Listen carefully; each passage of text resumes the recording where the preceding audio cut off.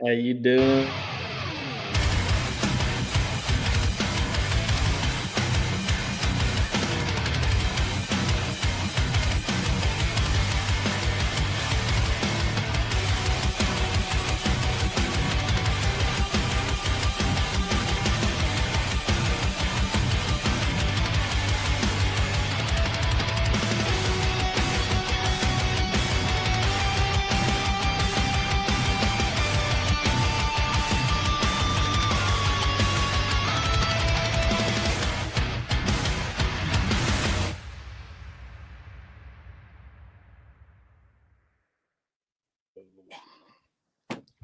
Good evening, ladies and gentlemen.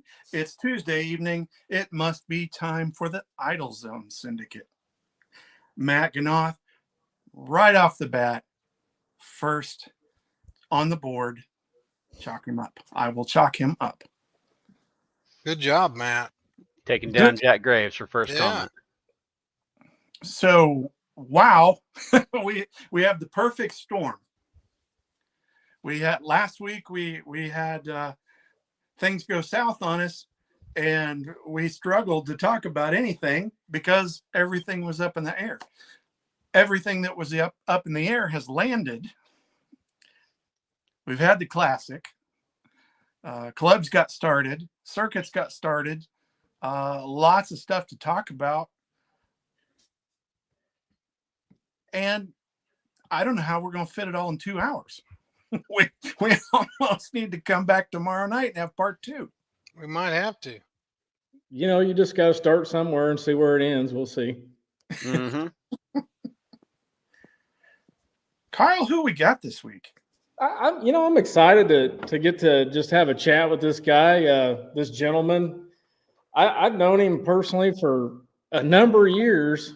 He's bailed me out when I was in desperate need of a boat, of somebody to go fishing with before. He's an MLF official, which is cool. It's very excited to talk some details about that with him. He's been an MLF official for 6 years now. He's from Sedan, Kansas, which is awesome. A little Kansas boy action. Retired from school teaching, administration, and ladies and gentlemen, Chris Jeffries. Welcome. Thank you, gentlemen. Thank you. Hey, Chris. It's good seeing you, man. It's been a while. Yeah. Been a blast. Glad to be on. How you been? I've been great. Good health. Enjoying traveling, following the Major League Fishing circuit. We've had 2 and getting ready next week for the Red Crest down at Huntsville, Alabama on Lake Gunnersville. So things couldn't be better. You've been out and about a little bit, it sounds like. Yeah. That's one of the things that if you're going to be a Major League Fishing official, you better enjoy windshield time because you're going to get plenty of that. Have you? I have to know. Have you talked or seen or visited our buddy Eric recently? I have. Matter of fact, I spent a little over a week with him down there. We had our second stop on the Major League Fishing Tour was at Lake Harris, and Eric's got a unique opportunity. He's about 20 minutes away from the boat ramp at Lake Harris, and so when I found out the circuit was, we were going there, took the opportunity, got a hold of him, and said, "Hey, can I have a bed for about a week?" And I said, "You won't know I'm there. I'll be leaving at 4 o'clock in the morning, and I'll be coming back about 8 o'clock." And so, we didn't see much of each other, but it was a good week anyway. Well, it's good to hear that he is alive and well. Yep, definitely that. Still doing a little fishing, still working a little bit of Bass Pro Shop, and I said little fishing. He's doing more fishing, I think, than he's working. Yeah. That's good to hear. Yep. I know a couple of times he'd like to come back up and make that Stong Memorial Tournament that's at Big Hill. And we've talked about that, and I told him, I said, just get on that airplane and I'll pick you up, buddy, and we'll go over and jackpot it. I think he's got a look at that. He's actually watching. well, now No way. Yeah. Yeah. I'm over here doing co-producer stuff on my laptop. I did not notice that. Hi, Eric.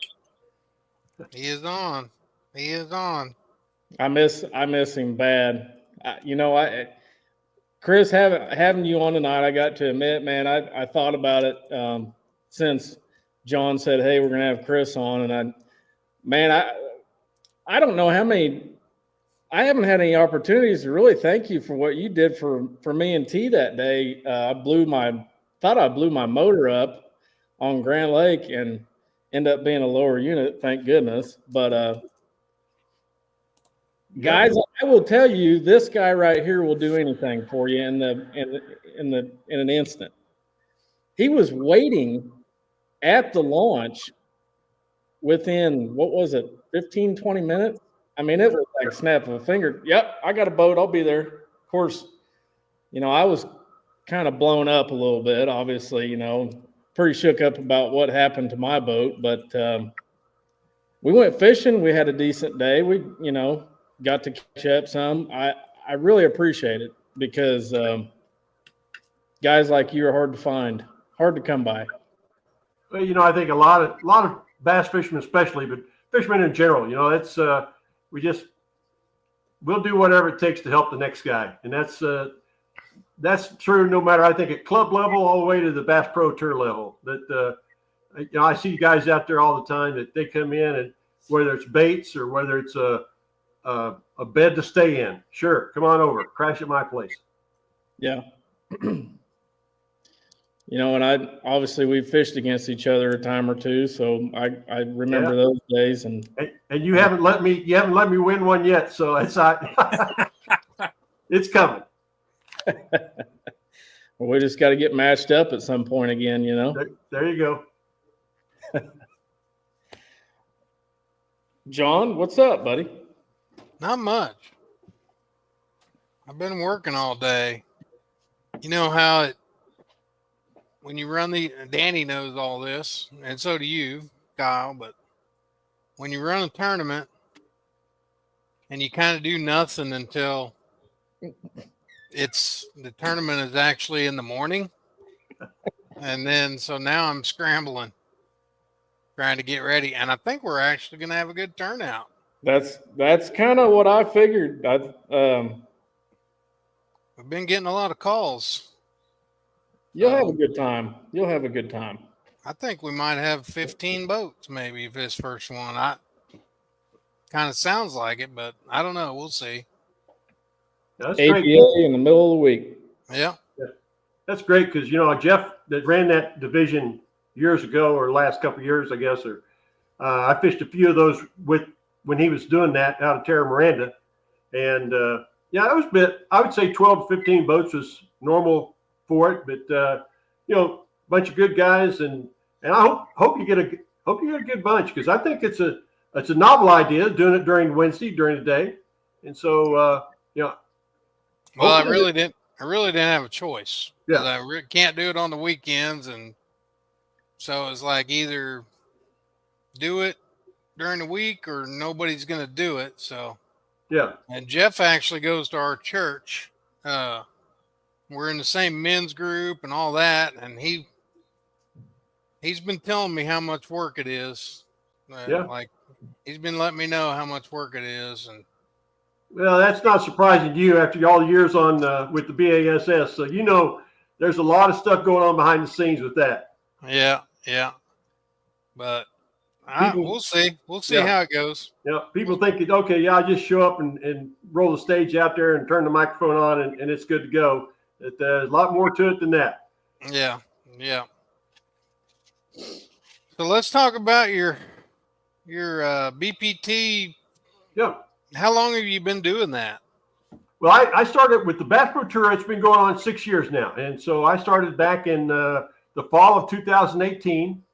And we had our first official training class. And, I retired from teaching school and spent all summer. And you think, okay, oh, man, I can't wait to go fishing every day. I'm going to go fishing every day. Well, by about August, okay, I need to find something else to do. And I really don't know how it came about, but I saw a notice, And I don't know whether it was in the Tulsa world or where, but you could apply to be a major league official. And I'd seen a few of their major league tournament that they have. They'd have 10 or 12 anglers and do that. And so I thought, that's what they're talking about. Well, no. So it was quite an interviewing process. We went through 2 different interviews, and they brought in a number of guys, and we started out the class and had a little over 80 guys starting that fall there in November there in Tulsa, and spent 2 days in class and going through it. And, it was very intensive, and you're thinking, okay, what is this? They kept talking about a bass tournament made for TV. And that's the mindset that you have to wrap around in the Bass Pro Tour, because it's a TV show. They're trying to make a TV show out of it. Unlike, I watch a classic or watch the NPFL and watch, even I watch replays of ours. It's different until what they're doing is they're making a TV show out of it. And it's gone through a learning curve, I guess you could say, because the rules have changed over the 6 years we've been there. Everything from every fish counts, when we had a 1 pound minimum, and then they changed that to a 2 pound minimum. And now for the most part, they're staying around at 1.5 to 2 pound minimum on all the lakes we go to. I don't think there's any lake that we go to that's less than 1.5 pounds. And it's interesting to hear people talk when they say, oh, well, it's a dink fest. And I just ask people, I say, okay, next time you go fishing, take your little crappie counter, because when we crappie fish, we have a little counter. Because you used to be able to catch 50 and keep 50 down in Grand Lake, and that's been years ago. But you keep your little crappie counter and count them. I said, oh, take your little counter out there and you just count how many fish the next time you go out. Because I don't know about you guys, but if I go out and I catch 10 or 12 bass, I think I've had a pretty good day. Mm-hmm. And whether it's 1 pound or 1.5 pounds or 2 pounds. But, I come back in, I'll tell people, I had a real good day today. Caught quite a few bass, caught a lot of bass. And then you sit back and you watch the Bass Pro Tour event, and very few tournaments you're going to be even in the top 20 with 10 or 12 bass. Now, there's a few of them that we've had that's been that way, because it's tough. Mm-hmm. But for the most part, you better get out there and catch them. And so, we've seen the change of going every day to, we went to, the fans were talking about go to a 5-fish format. Well, we did that, and that changes to the whole, in my mind, the whole aspect of what the fishing's about, because you just don't have the drama. And that took away from the TV show. Mm-hmm. Because, between the 4 of us there, you could look at it and say, all right, if I'm 1.5 pounds behind, I now have to cull a fish to get that 1.5 pounds to catch up. Whereas in every fish format, I catch 1.75 pounds, I just passed you. So it's easier to do, I guess, to say the drama develops there. And I think that's what they missed, and they went back to their fish format counts. Yeah. And, personally, I know we can all disagree to agree, but I like it better that way as far as from a viewer standpoint. A diehard fisherman, it's tough to look and see what they did down at Ray Roberts and say, guys coming in with 27-pound bags. But, I was with Jacob Wheeler, and he caught like 89 pounds. His best 5 fish were 34 pounds. Yeah. So, when it's, nickel and dime, I guess, one way or the other. Yeah. I mean, this is my opinion. MLF has their format. NPFL has their format. Bass has theirs, and I think they're good the way they are. And when I did think that was a mistake when they went back to the 5 fish, I was not one of these people that were screaming that they need to get rid of the every fish counts, because that's their deal. Right. That's what their whole company was built on. Mm-hmm. So, I thought it was good that they went back to that. So, tell us what your typical week as a BPT judge is. How's it work? Yeah. What your duties are. Because it's more than just being a judge, right? Yeah. Correct. And yeah, Right. so now it's if we're going to sign in, we're going to go to the classic next week at Lake Guntersville.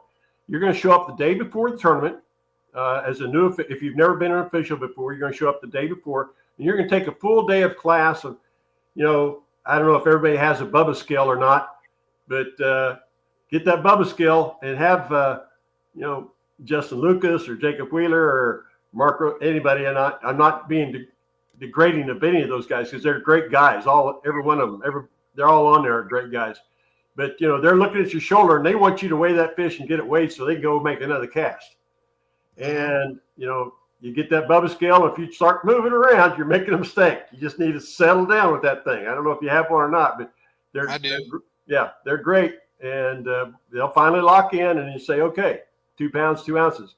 But you go through your class, you learn to say, okay, don't try to make the Bubba scale work any harder than it already is. It's doing its job. But you learn the rules. They send you the list of the rules beforehand too. And you go through the penalties and know what the assessment is for leaving the boat or fish landing violation or whatever that might be, and so forth. That the angler might have assess the penalty and sit the time down and how to work the score tracker. You learn through that, and so it's a lot to take in one day. I'm glad I had the 2 days to do it, and I'm glad it's taken me 6 years because we've gone through these changes with it, and it's always new again. So, but yeah, so you're going to start out with that, the training the first day, and then you're coming right into it. You're going to get kicked off and get signed to an angler. Like we all, I know in the coaching profession, I used to, some of the older coaches at Denny Crum and Roy Williams, and I remember the first time I met those guys, and I put them up on a pedestal. The guys coaching, I tried to get to that pedestal and reach that. Well, as anglers, we kind of set those guys up on pedestals too. And so, when you all of a sudden you walk out and my first draw is Edwin Evers, who happened to be who I had on my very first day at the very first year. Nice draw. Yeah, it's a nice draw, and Edwin's and you find out how each angler, because each angler is different. How they want it. Some of them, they don't want you telling them a thing. And you can naturally, to me, when I look at tournament fishing, I wish I knew what was going on during the day. Because that's the thing. Like tomorrow, your tournament that you're having tomorrow, a guy can go out there and he may not have a bite for an hour and a half, and you're sitting there thinking, gosh, they're just whacking them. Well, if you on Bass Pro Tour, I'm giving you a score tracker update, and you say 2 anglers are on the score tracker now. And so it causes you to calm down a little bit and ease up. But it also can make you speed up too, because now you're sitting there for an hour and a half, you haven't caught anything. You're going, there's only 3 anglers in the first period that haven't caught a fish. And guess what? You're one of them. And so, it's different. But you learn how to, the TV part of it, what you're supposed to say and how you say it in production gets cut. And I usually get cut on that quite a bit because I don't usually say it correctly for them. But, it's just been it's an enjoyable time. And then, like I say, every day you come in, you check all your equipment in, you get your all your score tracker pages have to be signed and turned in so that weight because no matter what's on the TV or on the video screen, that score tracker page that angler signs, it's just like in golf. If there's a mistake on it and that angler signed it, that's the Bible. That's what's going to happen, is whatever's on that piece of paper. It doesn't matter whether you made a choice or mistake or not. But I think that's one of the things that GoPros now have done, because we've had some where you get excited. For example, this year at Lake Conroe, I had Mark Davis, and he jumped out into the lead. And Mark Davis is, we'll get into, I'm sure, forward-facing sonar too, but Mark Davis is one of these guys that's not going to use forward-facing sonar. And, and he winds up, he caught 17 bass in about, 27 minutes. And everybody's wanting to know, Mark's got him on forward-facing sonar. And he caught them all on a crankbait. And I'm sitting there writing the fish down, trying to put it enter it into score tracker. And then I'm going back and he's got another one on. And so now I'm entering back and forth. And, fortunately, I hate to have been a newbie at that, trying to stay update, because he was making a cast. He made 9 casts in a row and caught 9 fish on a crankbait, and just blew my mind. He said, "Oh, got another one." I'm writing another one down. Get the scale back up, get it ready, and then he turns around, throws it up. I'm finishing putting it in score tracker. Got another one. You lay that down so you don't get it in, but it's just a process that you take time over that. But So you weigh the fish. correct. Say the weight, 3 pounds, 2 ounces. Then he goes back to fishing. You write it on the score sheet, on some kind of score sheet Correct. for a record, and that's the score sheet that he signs at the end of the day. And then after you that, punch it in. I have to put it in an iPad. Then I have to send it to the satellite in the sky, and then that goes down to wherever production's being held at, and they send it back out on and it's it's amazing how quick it does happen. So if he's catching them cast after cast after cast, you might record 3 fish before you can get them sent in. Right. Yeah. Before it ever gets punched in. Yeah. I've got 3 fish. Like in that particular case, after he finally took a pause, I had to enter 7 fish. I was 7 fish behind entering them. And so now you're sitting there going, okay, I hope he doesn't catch one here for just just give me a break. Okay. And so, but it's wild. And that's, but I've had, it sure makes the day go by faster. I'll tell you that. Yeah. Do you think officiating has made you a better angler, Chris? I do. I think because one, you see that these guys, we put them on a pedestal. The difference I always tell people in fishing is you got to go do it. It's like any job, and you got to go do it. If you're going to get better at it, you got to go do it. And you have to have time on the water, and that's just perfecting your profession, I guess, if you want to look at it that way. And that's, I think, the difference between the guys that you sit back and say, that guy could have made it. He was good. He's good. Well, he enjoys it, and he enjoys staying local. And I have, there's no problem with that. That's great, because it's a commitment for these guys to go out and do this. And very much so. Yeah.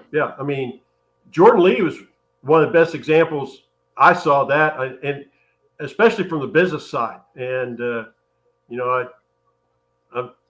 Jordan's a super talented angler, businessman, and person. Just a great person altogether. He's no longer with Bass Pro Tour, but you see what you got to do is how to try to keep. In talking with him, there's the business side of this, and there's the fishing side of it, and you got to keep them separated. It's tough to do because that's your life, but and you see that part of it, and you're going, maybe I'm glad I didn't do this for a living. Sometimes it's we think that song that I don't know what John, but God answers prayers, and sometimes it's the one that he didn't answer the prayer I thought I was asking for, but he answered right. it. Yeah, exactly. Yeah. Do you find yourself having a chance at certain points during the day with those guys that just do you find yourself just sitting back there kind of soaking it all in? And, I'm assuming they're just extremely focused, or is there maybe a fond memory of a good conversation you've had with one of them in the boat, or are they generally just all business? Well, for the most part, they're all business, but that's one of the first things that you as an official, you have to step into the boat and, okay, it's game time, if you want to call it that, with March Madness, it's game time. And so one of the first things I do with that is I ask the angler, I said, okay, how do you want your updates? And there's a couple of things going on here. First of all, if you have a camera in the boat, you're obligated to give an update for the camera, for the viewing audience, about every 15 to 20 minutes. A lot of anglers don't like that. They don't want the updates. It's like one of the best ones I can think of is Mark Rose. We were back on Smith Lake, And I kept thinking, Mark, this is going into knockout round, and who's going to make the championship day? And we're on the knockout round, and Mark's sitting in about 6th place. So he's not really, he's in a comfortable place. They're going to back then it was they take the top 10 in this particular year. And so he's sitting in the middle of the pack right there, and it's good. So, I've been doing my job, giving him updates, first period, second period. We get into third period. Mark said, he just turned around during the break. He said, Chris, I don't want to hear from you the rest of the day. And A little blunt. okay. And I not demeaning Mark at all. I mean, great angler, great person. And I said, okay. He said, no. He said, I got a time up here on my graph. I know what time it is. I'll know what the time is. He said, you can tell me when lines is out, and that's all I need to hear from you the rest of the day. And I said, all right, Mark, but you understand, because he's in the middle. I said, Mark, if they put a camera in the boat, I got to do my job. He said, I understand. If they put a camera in the boat, then he said, we can go back to you doing your job. But other than that, I don't want to hear from you the rest of the day. And the whole point being was, so I'm watching Mark, and we started third period out, and Mark's not catching him. Mark's now dropping to 8th place, dropped to 11th place. And I'm just sitting back there going, okay, I'm going to get a phone call, and they're going to bring a camera here in a minute because Mark's dropping out of here, and they're going to see Mark spin out. Nope, no phone call. Mark catches a few fish, moves back up to about 9th place, I think it was. Then we go for a little lull again, about 15, 20 minutes. Mark's down to 13th place. And this is just what this is what production wants. They want this. Okay, where are you at, camera? You're still not coming. And so we finished out the last period. We never got a camera.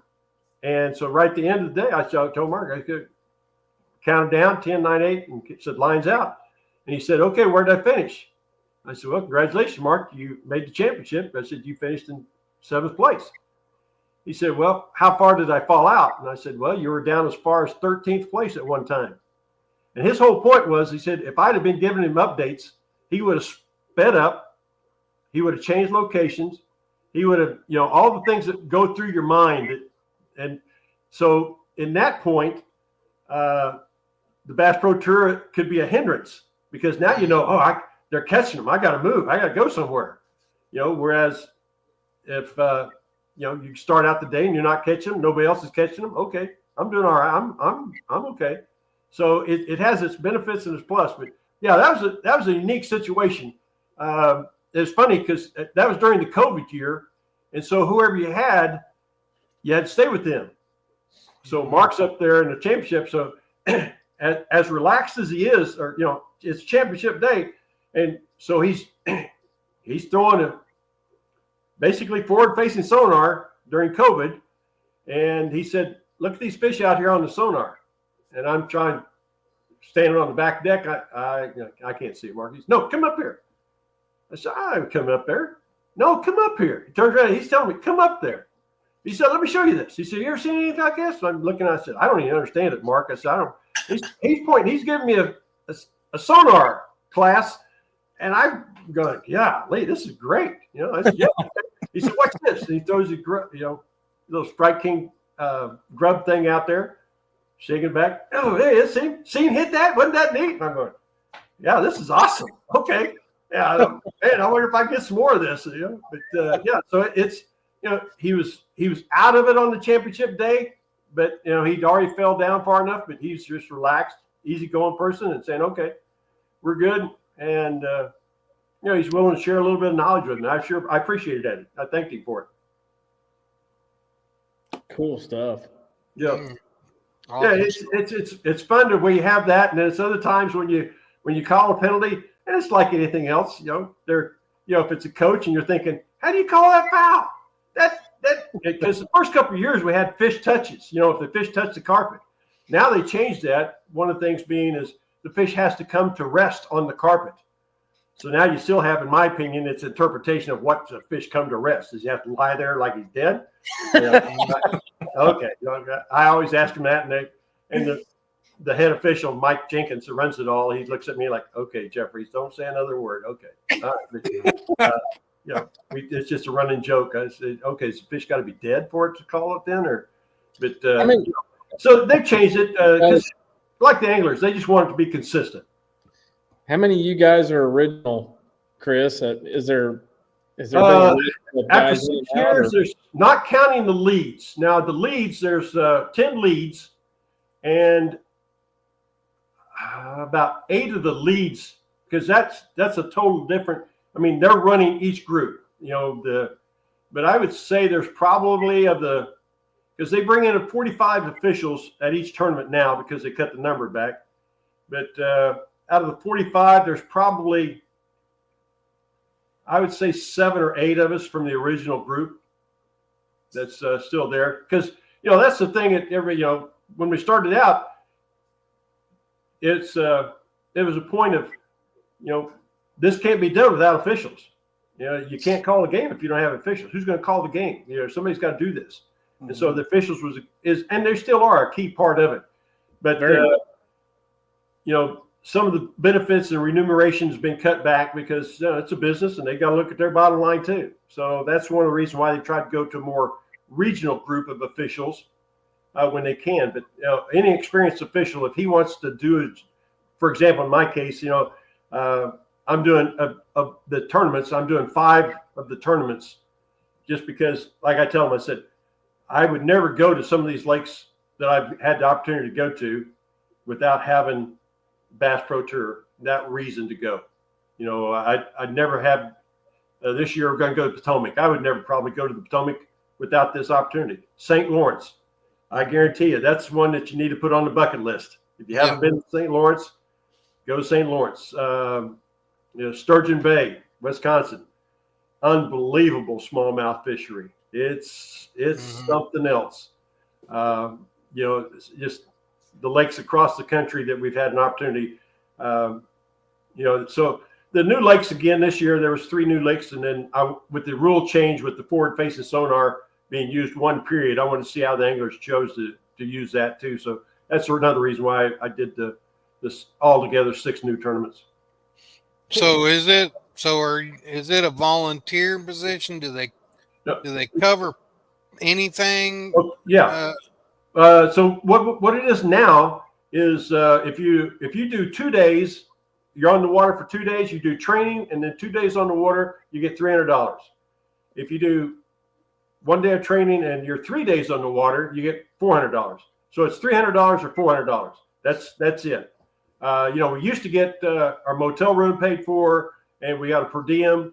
And like I said, over the first couple of years, and that changed, and then they changed it another way, and they changed another way. And then the last 2 years has been, okay, this is what we're going to come up with.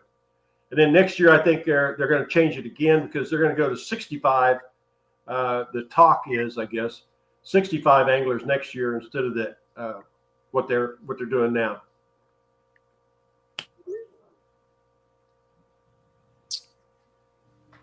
I thought they were going to 50 next year. Well, they're adding. Yeah, that's the thing. I think they first started talking about 65, and now it's going back to 50, and I'm not sure where that number is going to finish up at. Yeah. Maybe they're looking into who's going to qualify from outside, right? And who's going to drop out. But that's why they're doing more of a regional judges or officials. Because not everybody can, go to the St. Lawrence from Sedan, Kansas. Oh, sure. You have to just really enjoy that and want to do it, and for the experience and all that, and so they try to get the local people around the St. Lawrence to do it. So I get that. I understand that. Sure. And I mean, why wouldn't you? I mean, they come back to Grand Lake. You're going to try to tell me that guys around Grand Lake, the 4-state area, if I got a chance to draw Edwin Evers or Ott Defoe, any of them on there, just picking out. Yeah, if they come to Grand, I'll do it. I'd love to do it. Yeah, and that's the thing. It's a good idea. I mean, it's saved them a lot of money and I think it's going to, benefit them in the long run, probably. Yeah, absolutely. Yeah, Yep. absolutely. Yep. Where is the coolest place you've ever? What's your favorite place you've been to? Oh gosh, if I was taking a family, I would have to go to Sturgeon Bay up in Wisconsin. I mean, that's a great, just from a standpoint of so many things for your family to do in that area there. But fishing, I'm not a big New York fan, but if I'm going to go fishing, I'd take Cayuga or the St. Lawrence. I'd probably take Cayuga, but the Three Finger Lakes, any of those areas right there, boy, that's a bucket list place if you haven't been there and fish it. And that's one of the things. I don't know if Eric's still on there or not, but supposedly he told me it's going to be too hot in Florida in August, and we're going up to New York in the latter part of July and August, because he said it gets too hot in Florida. So I don't know if he's still on there, but I still remember that. So yeah, we'll see. You have to hold him to it. yeah, See if he'll commit in writing right now. Exactly. on the side there. Yeah. So what's the craziest thing you've ever had happen to you in the boat? Oh goodness. I had one angler. You can leave the boat to land a fish, but you have to understand, if you land a fish, whether it's scoreable or not, you leave at this particular point in time, you leave the boat to land a fish, scoreable or not, it's a penalty. And so had an angler leave the boat to land a fish, but then he left the dock to get the fish because the fish was still under. So he was in the water. So I had 2 penalties coming out of that. And I probably could have given him a 3rd penalty, because when he came back in, he had a slight touch when he swung the fish trying to get back in the boat. So let me take a stab at who this is. Yeah, I guarantee I know who it is. I don't know if I know, but I'm guessing. Adrian Avena. I can't confirm or deny. It wasn't Adrian. No, this one actually did not make TV. No, Adrian made TV. I was going to say Poche. No, it's he's an Alabama boy, but that's as much as I can go with that one. Yeah, and it happened to be on Lake the Ozarks too. It was cold. Oh wow, Justin. So, yeah, it was cold, and I sit there. I said, "Okay, let's see here. We now have 8 minutes in penalties, and then when we swung the fish up there, and because it was non-scorable, and I said that's non-scorable, which even hurts even more." I just couldn't bring myself to say it's a slight touch too. 2 minutes laying in a violation. No, so sorry. We'll just go with the 8 minutes. So he was beside himself. But that penalty's changed now. You can leave if he's non-scorable, it doesn't count. If it's non-scorable, the touch doesn't count. No, if it's non-scorable, then the penalty, leaving the boat to land a fish because it's non-scorable, it's that's not a penalty if it's a non-scorable. Interesting. Yeah. I guess they figured the dagger's already buried. Interesting. We had another we used to start when the first couple of years we had where you had second line in, and so you could use a second line in a period, and so that was interesting to see that where anglers how they would incorporate that, but most of them were flipping docks and jigs on doing the second line in, but so that would be really popular, I would think, now with forward facing. Oh yeah. But if they it changed was that still now. allowed. Yeah, so that's out of the loop now. It's I can think of another angler that I felt really bad about because it's amazing to see, when Kevin Van Dam, he literally changes his hooks on his crankbaits at every break. Some of the crankbaits he didn't even use. And I'm just beside myself because I had, we're going through the boat, and at the end of the day, this happened to be on a team series. And so we're cleaning the boat out. I got a handful of hooks. I'm going, I think I'll put these hooks in my bag because even when he used are better than mine. But I know some of these he didn't even throw that crankbait. But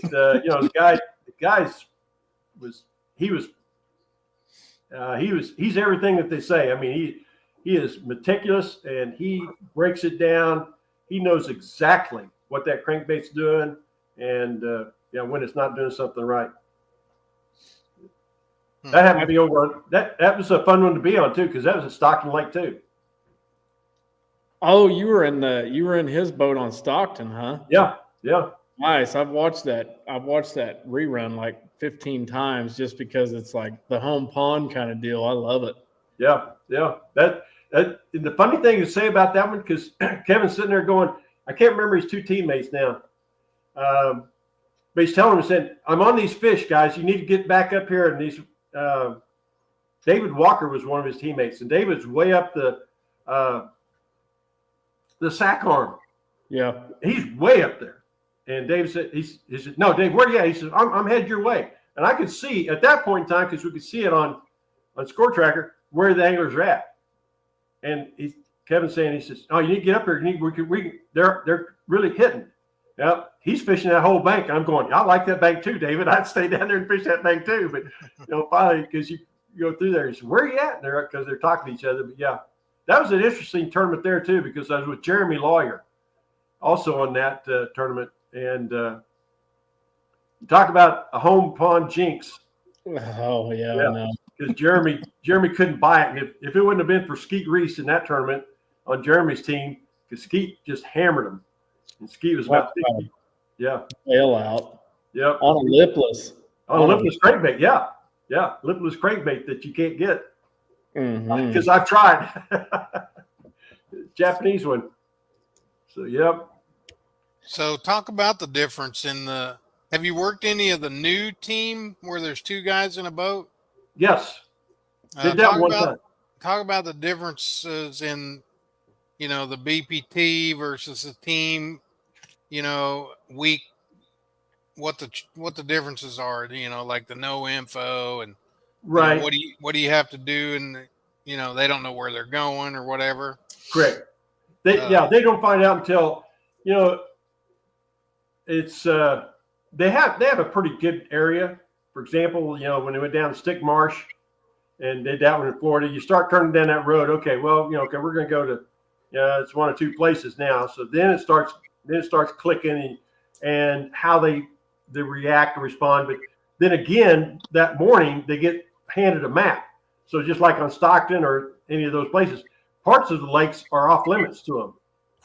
And so, that regarded in that standpoint, that's saying, okay, well, I can't fish this, or I can't, if they have history, like Jeremy did at Stockton, he said, well, I can't fish this because it's off limits now.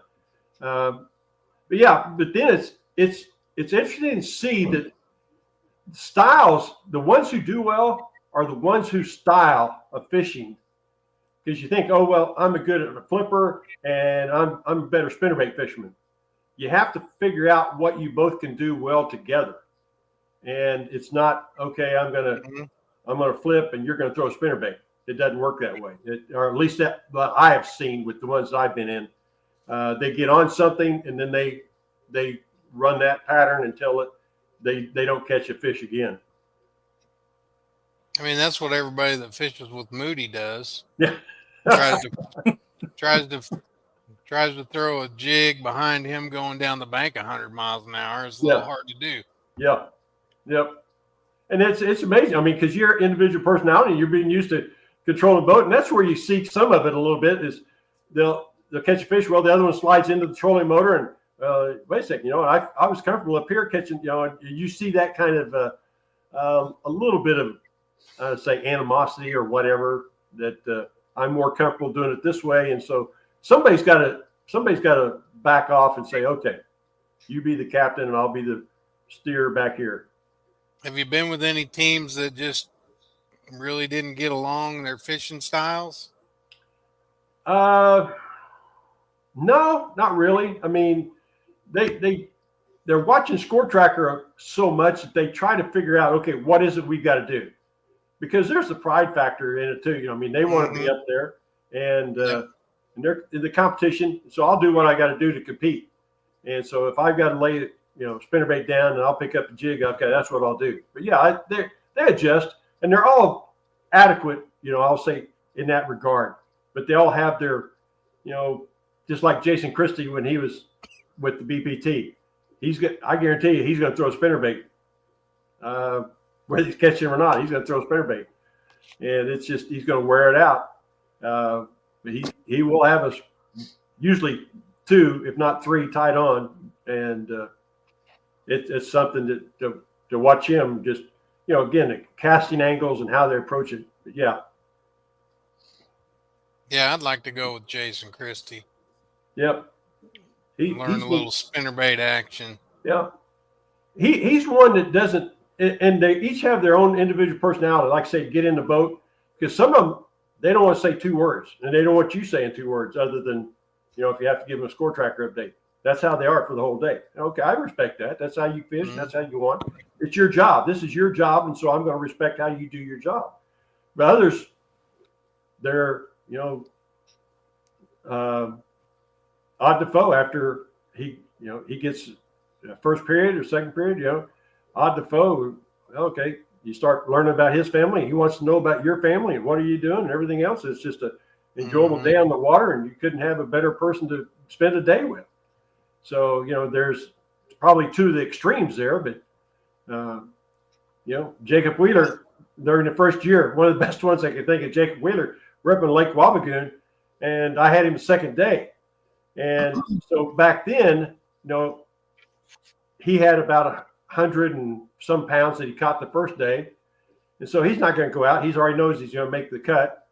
And so he goes out and I said, "Oh, Jacob, how do you want your updates and stuff today?" He says, "Oh, we'll just kind of see how it goes." And I said, "Okay, see how it goes." I mean, and he said, "Yeah, we'll just see how it goes. We'll just go along." He said, "First thing I got to do though is we're having a fish fry tonight. If you want to come over." And he said, "I got to go down and catch about 6 or 7 walleye." And I'm looking at this guy like, okay. And so we get in the boat. What's he do? We run down the lake. He pulls onto this spot and he says, "I can catch some walleye right here." And he catches about 7 or 8 walleye, puts them in the live well. No way. It's honest to goodness. If I wouldn't have been in the boat, I'm going, he catches 7 or 8 walleye, I don't remember what it was, and puts them in the live well. He says, "Okay, I got enough for dinner," because I told DC that I was going to bring the walleye. And so I'm going, because he said, I already had 108 pounds, 109 pounds. So he said, "Now, we need to go out and check a couple places and see if these fish are still in here."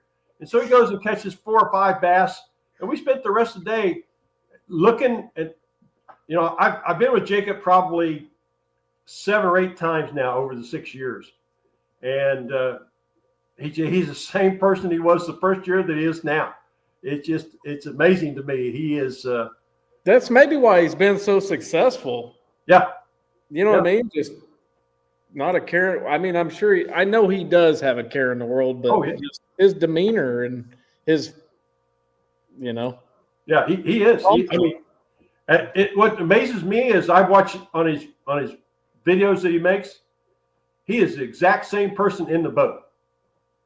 He will talk you through something. If there's not a camera there, and after you get to a break, and you sit there and say, "Jacob, what size is that bait?" He said, "Well, I'm putting a 16th ounce nail weight in the head of this worm," and then he'll take it and he'll show you. Say, "See," and then you got to bring the hook back this way instead of back this other way, because that way when you throw it in, it's not going to hang up in the grass like you.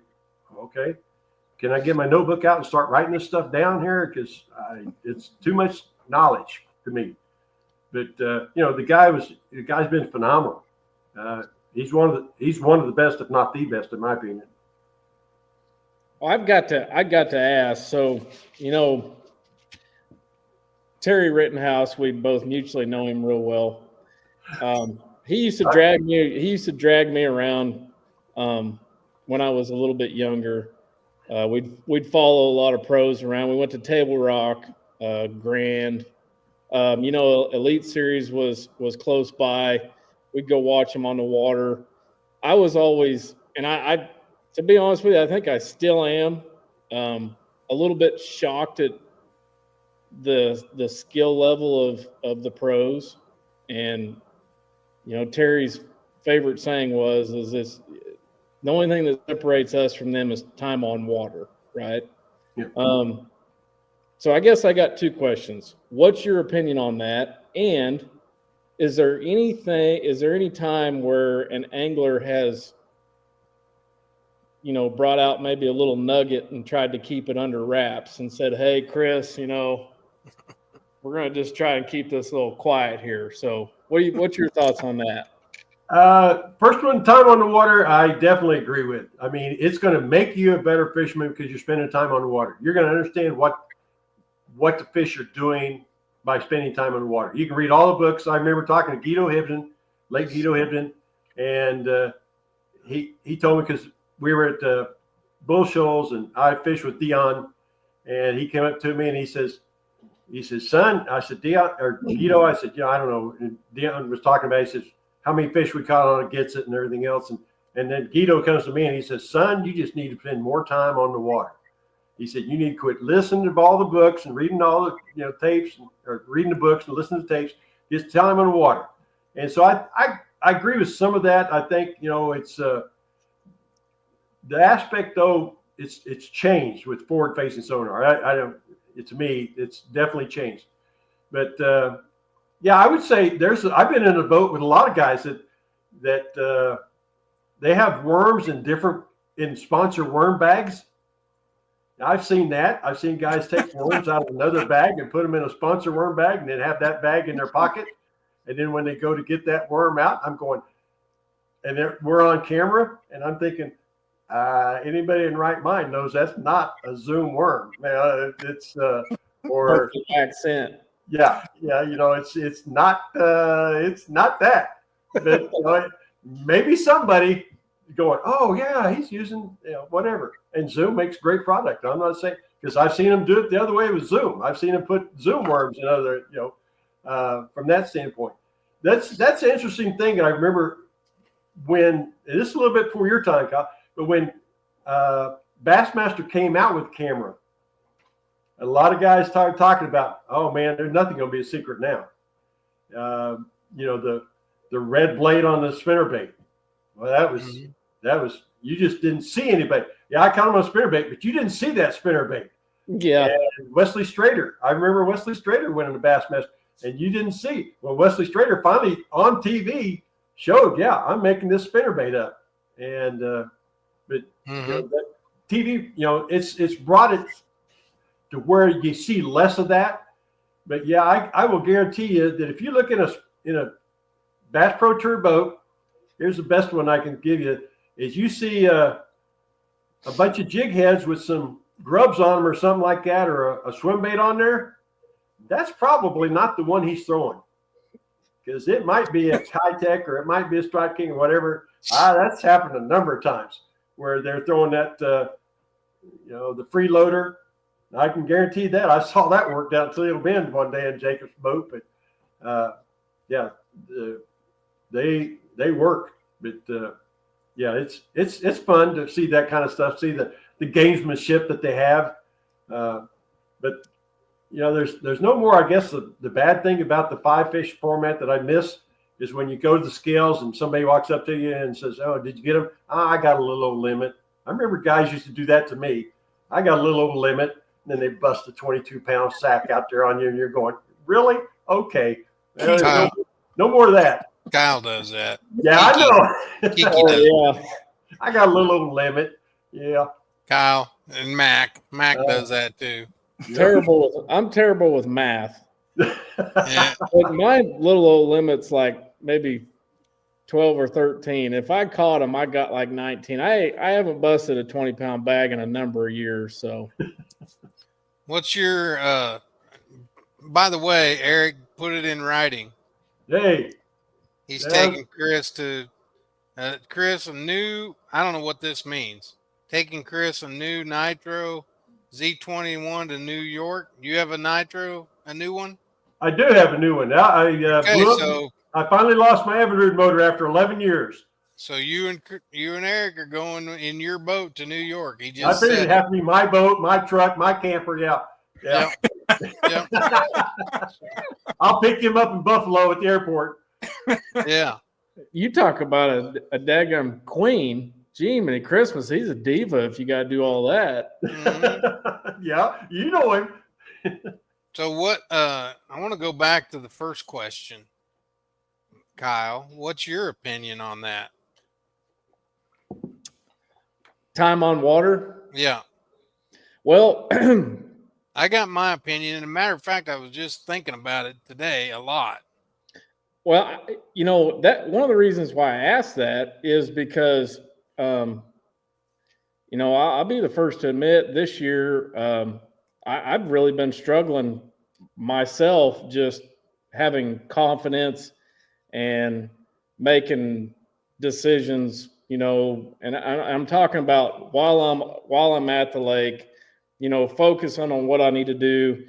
I mean, I haven't been pulling my weight in any of the tournaments that I've fished with my team partner. I haven't been fishing very good. I've definitely been putting a little bit of time in, about every week, every single weekend I've been on Grand Lake trying to get better. And, even Sunday, I spent a number of hours down there and, didn't catch a whole lot. I mean, I caught a few, but not a ton. So I definitely think it is time on water is just very valuable, very valuable. But I also think, like what kind of Chris alluded to with Jacob is being able to fish with maybe a clear head, being able to focus on what's going on, and then trying to figure out a way to be confident. Right now, me personally, I'm just really not that confident. I haven't really found anything that I'm comfortable doing.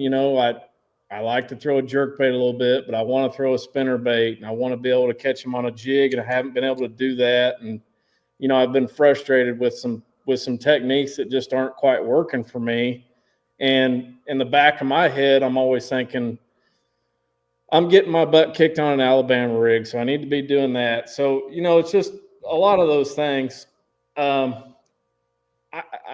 talked to you. I've talked to Mark quite a bit about it. I think it's just doing what you're confident doing, and me personally trying to get better at it. And I'm be the first to tell you, I threw nothing but moving baits down at the lake Sunday just because I still think I need to get better at throwing a spinner bait in the early spring. I still need to get better at throwing a shallower diving crankbait, whether that be a wiggle wart or a square bill. So I did a lot of that, and I threw a rattle trap quite a bit. So I'm just trying to gain confidence. And 36 years old, I still suck. I'll just be the first to tell you. Well, so I was thinking about this a lot today. I don't think it's as simple as the question time on the water, because I think there's time on the water and then there's time on the water. Like the guys, I'm not sure. I think that all these young kids that everybody's saying, well, they're just better at live scoping. Well, yeah, they are better at live scoping because they're on the water 7 days a week. Right. From daylight till dawn, because they don't have a wife. They don't have kids. There's no way I will ever be able to put enough time on the water. No matter how much time on the water I do, it's not going to be enough compared to those young kids that are in high school and college that go to class, maybe. Yeah, exactly. And fish all the rest of the time. And that's it. And I'm not saying because their mom and dad's pay for it. No, they just go fish. Like, you can be going to school at Montevallo in Alabama and go to the lake every single day and just put the trolling motor down and not have to spend a lot of money on gas, and don't eat any food because you're fishing all day. You know, they're all skinny. They're all, you know, they don't eat. Hey, you got to choose between beer and sandwiches. Yeah. and they just fish. So I think it has more to do with that than everybody just saying, well, they're just better forward facing sonar. And yes, because they grew up doing it, but not only did they grow up doing it, but they grew up doing it, you know, 8 hours a day for 6 or 7 days a week. Right. But it's the good one. The good one. I'm talking about the guys, the Eastern Fothergills, the Trey McKinney's, those guys that are killing everybody. I believe it's time on the water is the biggest deal with that. Well, that's true to the point of what are you doing with the time on the water, like you say, because what are you doing with that? Because sometimes you could go on the water and in an hour you can find out, okay, this is what I need to be doing. Yeah. Or you can sit after 10 hours, you're still going, I don't have a clue. I don't know what I'm doing.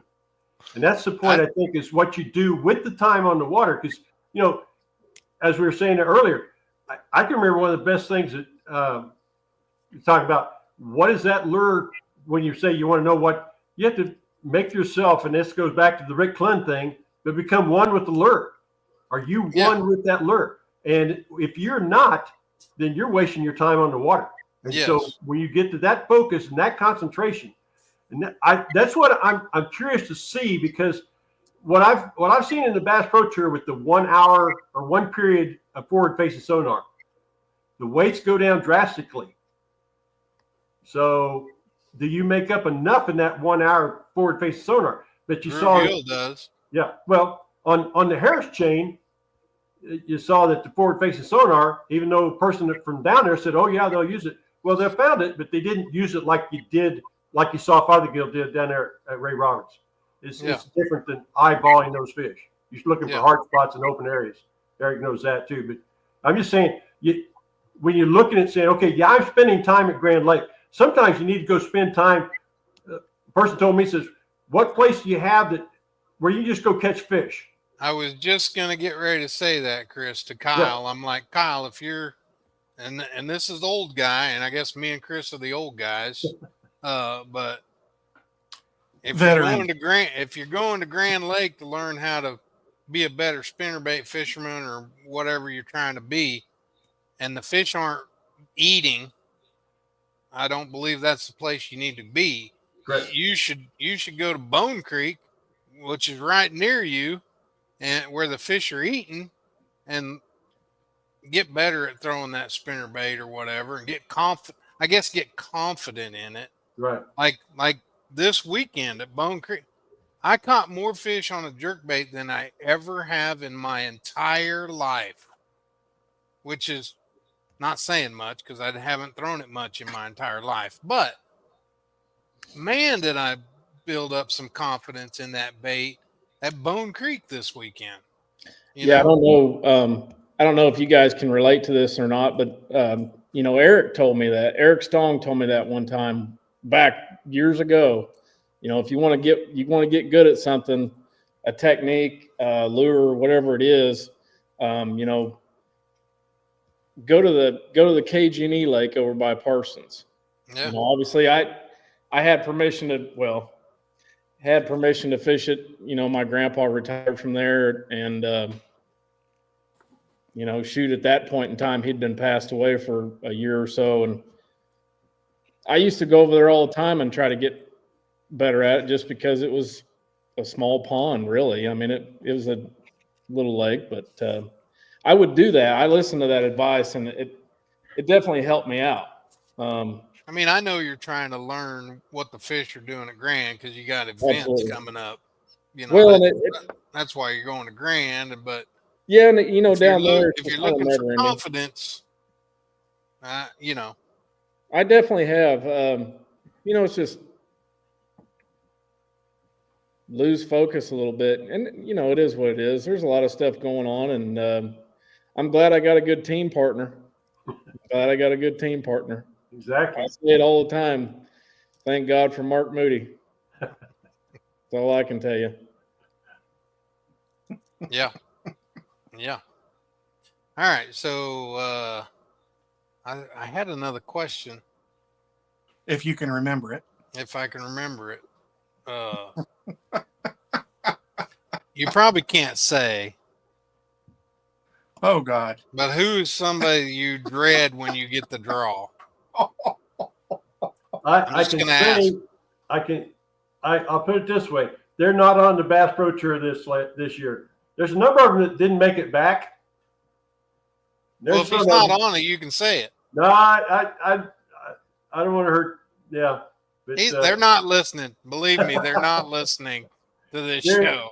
We have like 27 listeners. No, we have a fellowship of several. I can put it this way. It goes back to kind of what we were saying earlier. It goes to the pressure of the fishing, because this particular gentleman, when he at the end of the day and some things took place, he informed me that he hadn't cashed a check in 8 months, had not made a check in 8 months. And this is his life. Yeah. As he informed me of that. And he informed me that I didn't understand that. And, we just, we come to agree to disagree. I'll put it that way. Yeah. But it had nothing to do with his fishing style or anything else. It's just the personality that, as I told him, I said, that's not how professionals deal with it. And that's in my opinion. You're a professional. That's not how you deal with it. You don't deal with it. You don't put it on, you don't smear it out on social media. You don't do it. Professionals, just like, if we had a problem as professionals, you come talk to me or I'll come talk to you, and then we don't have to do it right here on this screen. So that's my feelings with it. It's an issue that, okay, deal with it professionally. Keep a stiff upper lip. Yeah. Yeah. And I understand. I mean, I wouldn't be probably working, or I wouldn't have the things I have if I hadn't cashed a check in 8 months. But I have to realize that as a professional. And he has realized that, and he's trying to go a different route. Is that certain angler? Is he still fishing professionally? He does. But he's moved it back a couple of notches. I'll put it that way. Fishing in like the triple more of an open sense, I guess. More of a regional. What I can fish at a Toyota Open or a Toyota Series. It's just in my area or open in my area. Because I'm curious to see what it does. So I keep watch on him. Just curiosity. I mean, shoot, that's I'm assuming there's the MLF BPT guys. I'm assuming their sponsors are great and everything, but we've talked to a number of pros on this podcast, and I mean, it's no secret. Not everything's free. You know, so I'm assuming it's got to weigh on them pretty hard. Oh yeah, absolutely. And that's you can relate. I mean, it's just a situation. I mean, just if the average carpenter didn't have a job in 8 months, and be rough. And this is what you chose to make your life. And that's where, and that's the thing that I think that now that television has gotten into the boats, that people are seeing, and they're developing that understanding of it. Yeah. Most definitely. Who's the most fun then?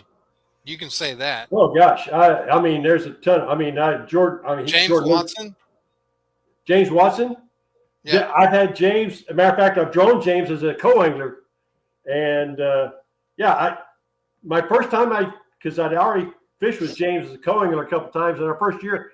James had gotten a bad rap because James was kind of taking advantage of the officials. You're to watch the fish release, and what happens sometimes is an angler will take that fish and he's talking to his GoPro.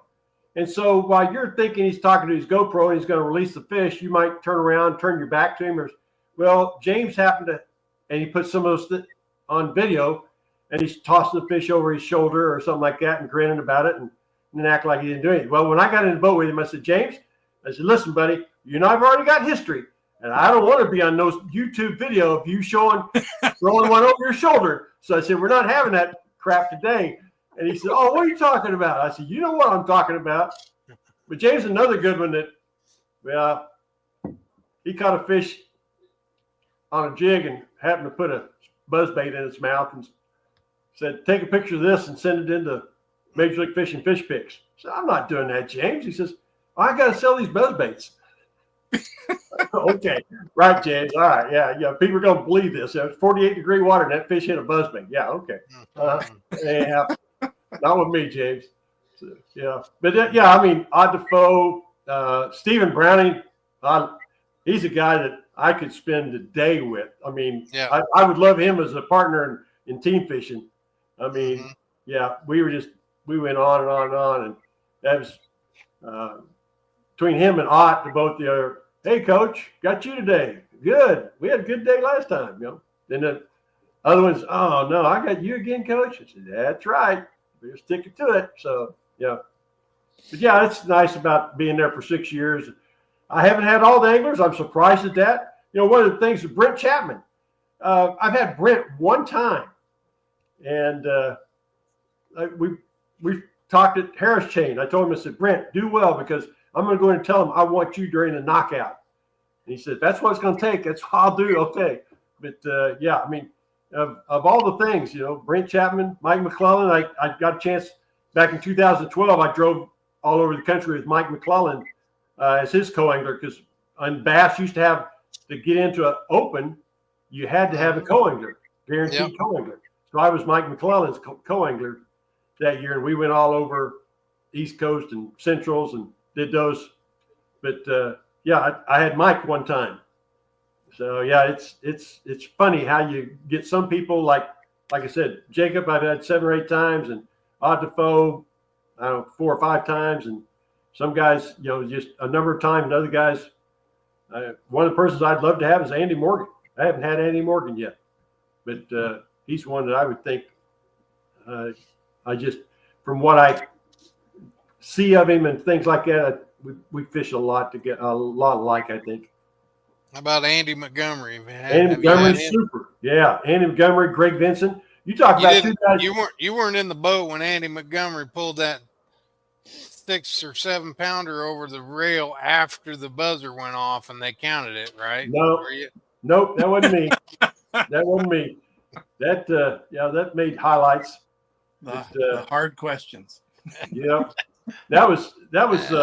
I'm not, anyway, but yeah, you talk about a couple of guys, Andy Montgomery and Greg Vincent. Those guys could put a jig on a boat dock. And I'm thinking, no wonder they're catching fish. Ain't nobody throwing a jig back there where they just threw it. You can't get it back there, but they do. It's amazing how good they are with throwing jigs on docks. Who's the most intense angler you've ever been with? Gosh, the most intense. Boy, that's hard to say. I can't. I would have said Randall Tharp probably. Randall was really he didn't talk a whole lot. He of course he's a great jig fisherman, and he was constantly just knew what that jig was doing all the time. You just tell he was just so in tune with that jig, and he didn't want updates. He didn't want any kind of disturbance out of you at all. Wanted you to sit down in the boat the whole time. There's some of them are like that. I don't want you standing. I want you sitting. Okay. Yeah. And that's tough to do. Yeah. You're going, oh man, you mind if I get up? I gotta go to the back deck for a second. And yeah, there's some of them that are pretty quirky on some of the stuff. But yeah, I mean, that's just how they are. They're just so in tune. I'm not in a negative way, but that's it. They're locked in. What I was listening to, where did I hear that? I was listening to somebody's podcast, and they were talking about one of the Japanese anglers. It might have been Aoki. He makes the camera guy, whenever he has a camera guy, he makes the camera guy stand in a certain spot on the boat because he doesn't want the live scope to be tilted up or sideways by where the camera guy is standing. Like the camera guy has to stand in one certain spot and not move. Sounds like he needs to put the transducer on the head of the trolling motor instead of on the shaft. It's kind of like Keith Poche. Keith Poche, when I've had him about 3 times or 4 times, he looks at me and just shakes his head. I said, I know, Keith, I haven't lost any weight. I'm still 6'5" and 260. So he's, I might not be going where I think I'm going. Sorry, Keith. I can't change the text quick. Keith. Yeah. You just like, okay, I got Keith. Okay, Keith. Well, he's going to be real upset when he sees me in the morning. Good morning, Keith. I'm your official today. He just shakes his head. Okay, boss. Okay, Keith say, okay, boss man. Speaking of 6'5" and 260, I'm excited for Danny's questions for you, Chris. What in the world? I am. I guarantee you he knows the spot. Guarantee it.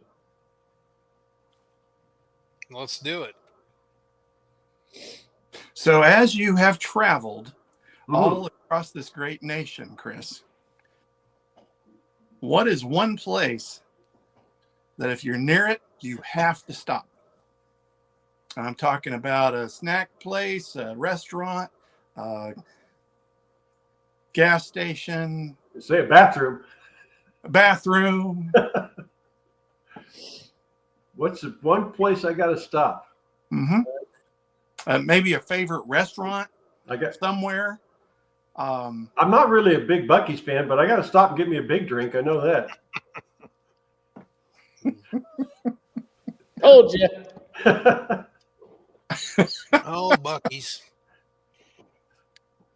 Fair. That's fair.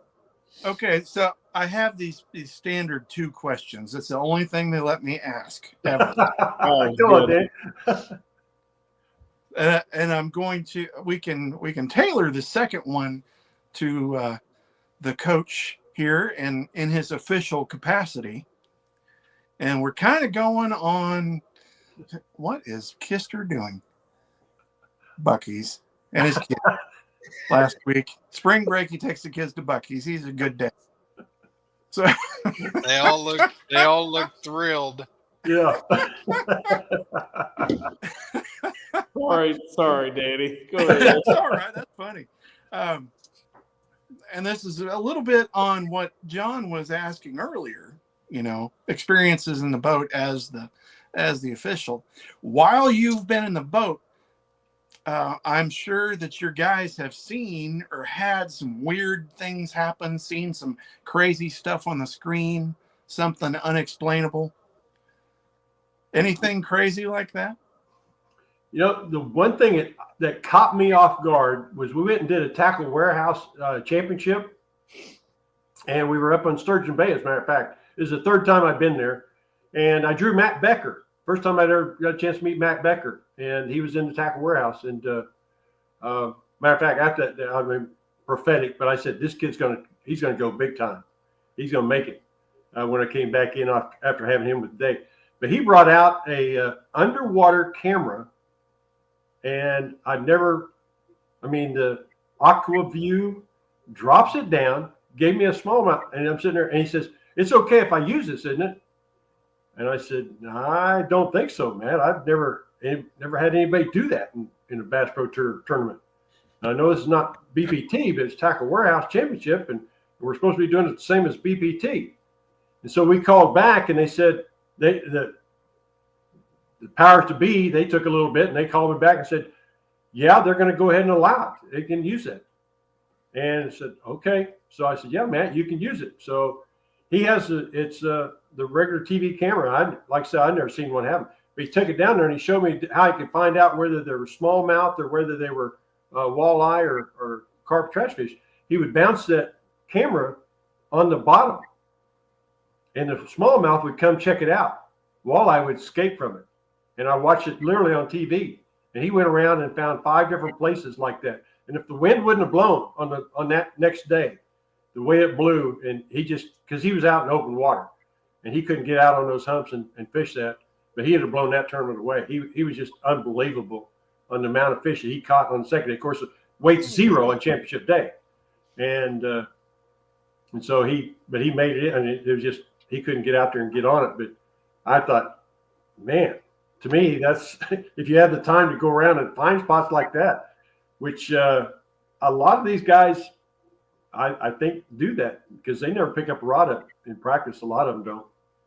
Their 2 days of practice, not very many of them will pick a rod up and make a cast.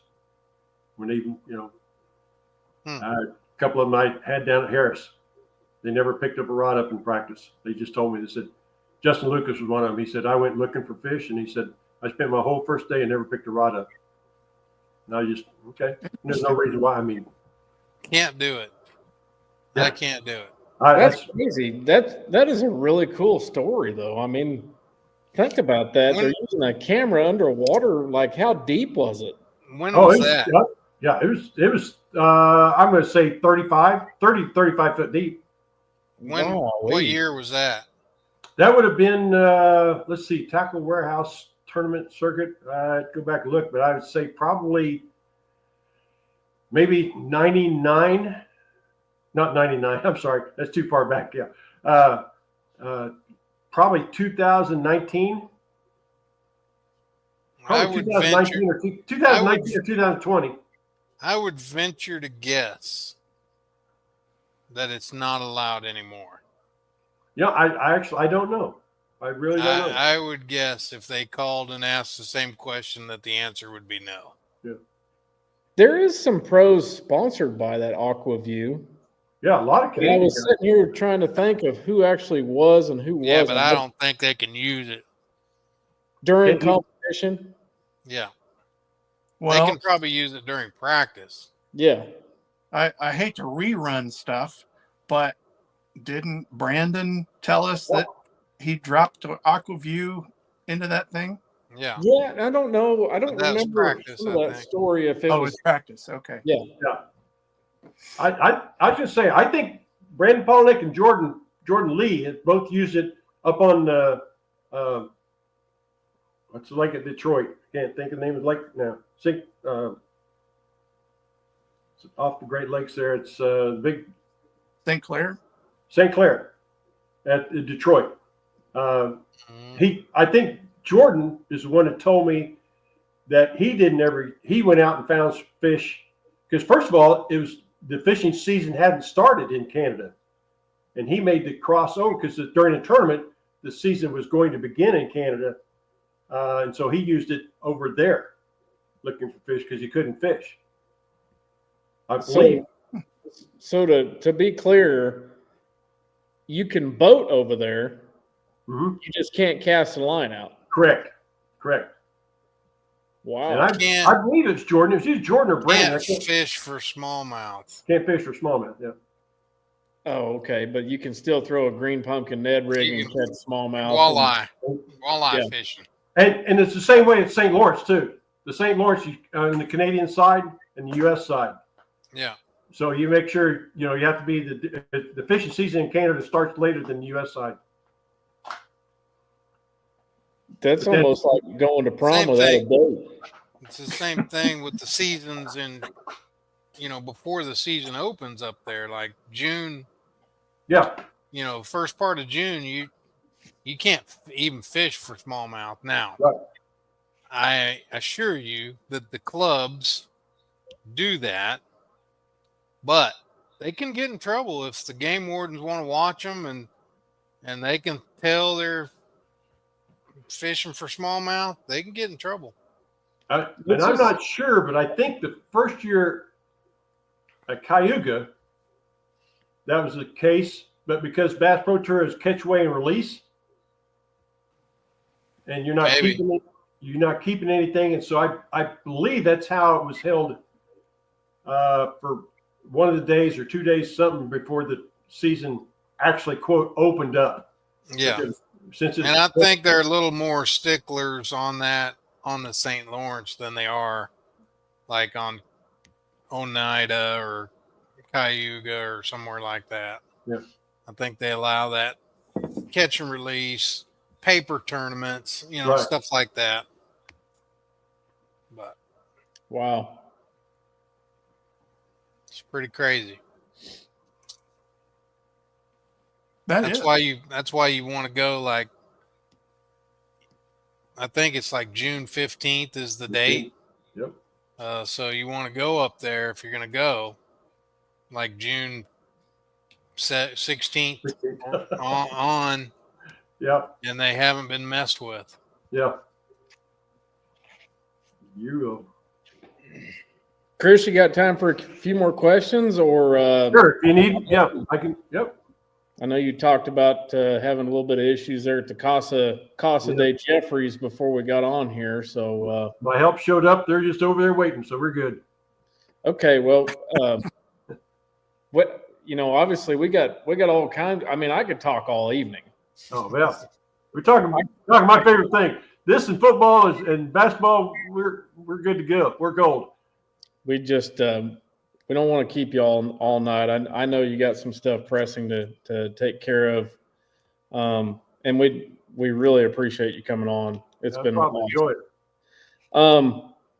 Just to kind of shed light a little bit on your past and stuff. How long have you been at Grand Lake? Oh goodness. Well, my dad was born in Commerce, and we raised. So I grew up down there basically.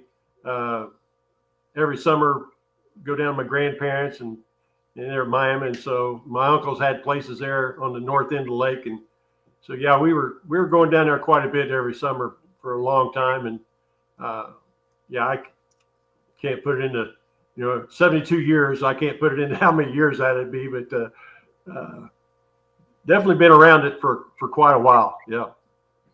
And your dad he used to do something kind of cool. Can you just kind of walk us through that just a little bit? Well, for about 25 years, we did. He started it, the KKOW and then KOAM.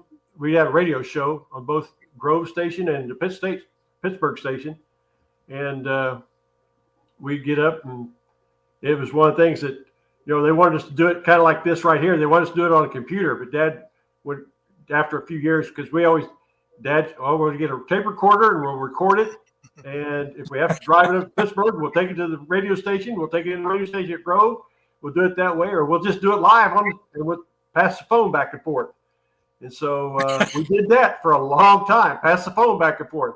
And he was always, you going to be down this weekend? I got a couple more things we need to talk about or whatever. But the thing that people enjoyed, I think a lot of people enjoyed it, was because Dad actually did go fishing every day. He and so when he gave you a fishing report from Grand Lake, he was giving you he'd been at Grand Lake, and whether we were sitting in a dock somewhere or whether we were out in the boat bouncing around in the wind, or he enjoyed that catfishing, just loved it. And there's a lot of great guys around there, Tony Coatney and Jeff Williams, and a number of them have passed away now, just like Dad, but they were so good to go. And when Dad passed away, gentleman at KGVE in Tulsa or in Grove wanted me to continue on, and I was up here being a principal in Sedan, Kansas. So I said, I'll try to do it. But and so I went and talked to people like Tony and Jeff and those guys. I said, hey, I'm not going to be on the water like Dad is. I got to try to do this radio show. And I wanted them to do it once a week, but no, you got to do it like your dad. So we tried to carry it on. And finally, I just told them, I said, it's not like Dad. I'm not giving them an accurate report. I'm telling them what somebody else told me. And so, a funny story about my dad when we first did that, because he first started it, and at spring break that we just came off of, I was down there, and him and I were up in Spring River, and we just slayed the white bass.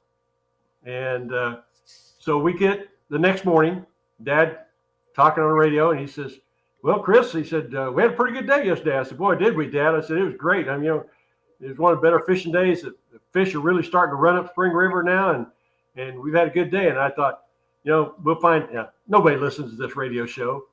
Well, lo and behold, we finally get up to Spring River, and guess about 11 o'clock, you couldn't find a place in the parking lot up there. I said, you got to be kidding me. We came in here yesterday and there was nobody here. Now there's parking lots full. I said, okay, no more. That was what the guys always got around Dad, because Dad would say, oh yeah, they're biting off a spoonbiller running up Gray's Ranch. And sure enough, there's where everybody's spoonbill fishing, Gray's Ranch. They'd say, Lee, just tell them they're in the Grand River somewhere. Don't say Gray's Ranch. Don't say the second pier on Sailboat Bridge. All this stuff is okay. So yeah, good times. You've been on Grand Lake just a little bit longer than I have. Then okay, yeah. Well, I've got doubled up almost, not quite in age, but we're close. What's your favorite area of the lake? Oh goodness, if you can just pick it up, in sections. So the dam to Duck, Drowning to Shangri-La, or Shangri-La to the sub. I would just, to me, just for because of all the places I've gone through and fished and every place else, guess what lake I had my largest smallmouth bass caught out of? Grand Lake, 5 pounds 2 ounces. Wow! And I caught it in mid-lake. I didn't catch it up in Elk River. I've caught smallmouth in Elk River, but I caught it at mid-lake. And I would have to say that I caught my largest catfish on a rod and reel, caught a 52-pound blue cat in mid-lake, and I caught a 5 pound 2 ounce smallmouth in mid-lake. Even though I caught my largest largemouth bass actually down in Duck Creek, but that was 7 pounds 6 ounces out of Grand Lake. But that I mid-lake area, just because there's so many coves and branches through that area, the mouth of Honey Creek, the mouth of Horse Creek, from that area there, and I'm sure it gets hit hard. Nothing on Grand Lake doesn't get hit hard anymore, but crappie fishing, catfishing, bass fishing. That I can remember back. John remembered probably this too, because it was in a Bassmaster magazine years ago that they talked when Grand Lake, they first came to Grand Lake. That I can remember back in '80. I'm not sure what year it was, but they said just stay a mile within Sailboat Bridge and you're going to catch all the bass you want to catch. And I would say if the water was 744 or 745, I would agree with them wholeheartedly right now today. Yeah. But I don't think it's that way now. With the water gets fluctuated, and that was the thing. When I still have maps that says normal pool 745. Old maps. Oh wow. Yeah, but that's not the way it is anymore. Because I have people who used to call me and say, "Chris, it says it's normal pool 742." I said, "Well, it is normal pool for this time of year, but it's not normal pool in my book." Yeah. Yeah. Can you like bring your dad back somehow and tell him to tell everybody to go to the dam? Yeah. Yeah. That'd be a good idea. Yeah. Careful with that. Careful with that there. There's a good cove down there by the dam. Yeah, they're all biting right now up by the Car Body Cove. Yeah. Way up there. Yeah. Yeah. Chris, you guys, DB, John, you guys good? Good. We don't want to keep you. We don't want to keep you any longer, Chris. We really appreciate you coming on. Hopefully, we can catch up again sometime. Me personally, man, it's good seeing you. Good seeing you. I'm glad you're doing well. Safe travels and enjoy the nice warm weather. Finally, finally next week. I looked at the forecast for Lakeview Fall, Alabama. It's going to be pretty decent. We got a couple days of rain, but hopefully I can bring back that ABA Race Scott Championship. There you go. Good luck, man. We'll do it, man. Appreciate it. Thanks, guys. Good luck. Thanks, Yep. Chris. Thank you. Awesome. Well done. That was great. I'm gonna take a little break. My goodness.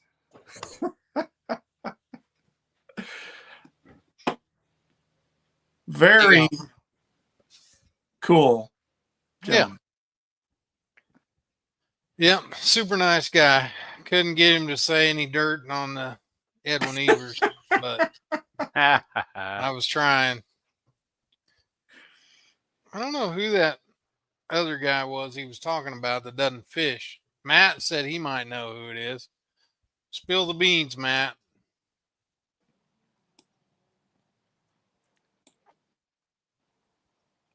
Trying to figure out who that might be.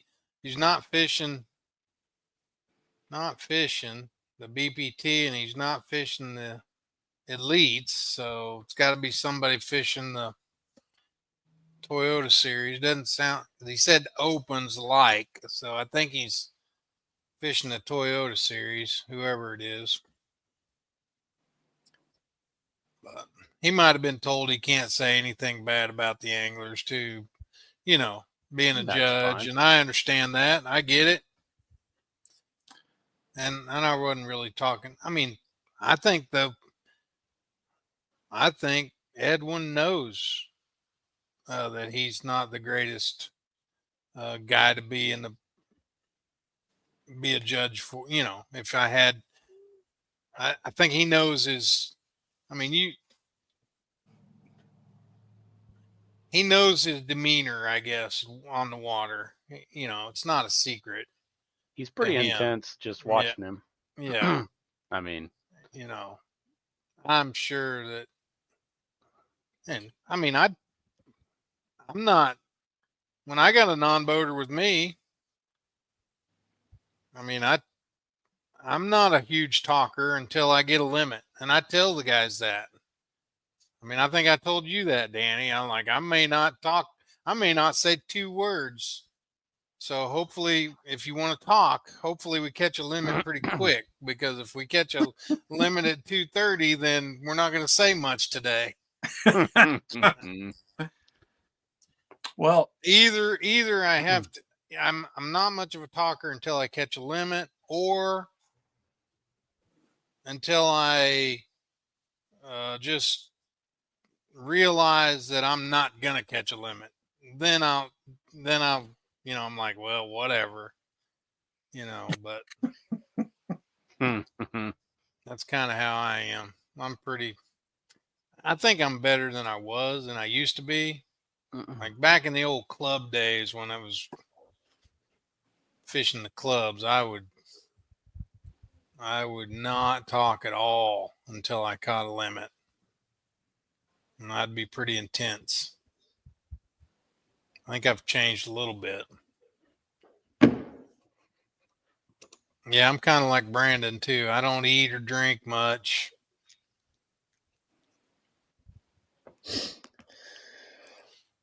I do have to pee now that I'm getting a little older.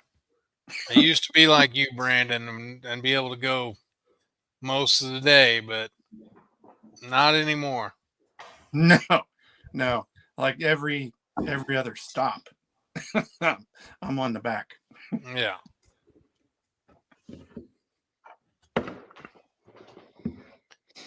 Quite a bit in the local scene last weekend.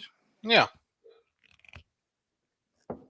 Kansas Bass Nation had their first Kansas Buddy Bass Team Series event. That was at Lake the Ozarks. How'd that go? Well, got a good start. How many boats did they have? They had 12, which is Okay. that is light, but it's new. Yeah. So, but Any that- Kansas people? yeah, that was the cool part. There were some of our fishermen. Good. Kenny Turpin and his son finished second, big bass. So Nice. them. And next one is Mozingo, I think, in April. I bet they'll catch them there. I would imagine. I have not been to Mozingo. I've heard some outrageous stories about Mozingo, and maybe JJ will help us out next week, maybe. so. Oh, Eric Stong, Circle K drink every morning. Okay, well that's fair. That's all right. Good to have habits. Wasn't there an ABA at Stockton Saturday? Yes. I don't know who won. Yes. I know there was an ABA at Bone Creek. I didn't. Moody's on. He fished Stockton, I think. He did. I take that back. I do know who won. Shout out to Eric Kraft. He caught him. Caught him good. Jerkbait. Jerkbait, I think, was the key player in that tournament over there. I know he's real good at it. He's also good at throwing a little wiggle work too. But shout out to Eric. And I read his Facebook post. He said he was happy to get that old monkey off his back, and so kudos to him. He caught a heck of a bag, and I heard from Mark that Stockton is on fire right now. So good. How did Moody do? Mark said he caught plenty of fish. 13 and a half or something like that. And I think he was like 6th or 7th. So, I mean, they caught him. They did catch him, yeah. And hey, ABA was on Bone Creek. ABA was on Bone Creek. John, he reeled a couple in. I Second did. place, 17 pounds. I got second. Put it with my other 4 second place plaques. There for a while, I kind of had the old second place curse, so I know how it feels to play bridesmaid, and it's all good. You still reeled in 17 pounds of bass. You see them up there underneath there's like, you can't really see them. I just got them stacked up one in front of the other because they all say the same thing. How's it feel? The old just, and then you pause it and they just try to take the rod out of your hands. Is it nice? Yeah, that's how they were doing it. It was pretty good. I mean, I caught like 10 keepers, all on a jerk bait. Well, no, I take it back. 8 on a jerk bait, 1 on a old Fritz side, and then 1 on a jig. But I had 7 right at 17, 1697. Yeah, had a nice bag. Nice bag. The Randy, he won. He had 19. He had a 5-pounder. I think I had the winning fish on at 257. Hey. I think. I don't know. I'm trying to adjust my camera. I moved it and now it's freaking. You know how everybody comes back and they're all fishing around the ramp. There was I think there was 12 boats, and I know there was 8 of us fishing around the ramp from like 250 on. And I was coming up a bank towards the ramp, and Brett Reinhardt was going away from the ramp, coming down the same bank, but he looked like he was trying to scope them, looking at them or something. He was just tossing around. And then Max Killian was coming in from Main Lake, like just right towards me. And I just passed Brett, and I threw my fridge side up there and where he had just come from, and I caught a keeper. That was like 2.5 pounds. And I weighed it and I threw it back. And Max was like, "Oh, you must have a pretty good bag." I said, "I got a decent bag." And I threw that one around. It was like 257, and I made the very next cast. I threw that fritz side out there again, and something smoked it, and I never saw it. Max was watching me. Brett was watching me. And it was either a giant catfish or a big bass. And Moody, I'm saying it was a catfish to make myself feel better. I'm saying you fin hooked a 2.5 pounder. Moody said it was a 5 pounder, probably. So that would have won me the tournament. 5 pounder would have culled me up 2.5 pounds, and yeah, that's what I needed. So you fin hooked a 2.5 pounder. Oh, that makes me feel much better. Yeah, it wouldn't have made a difference.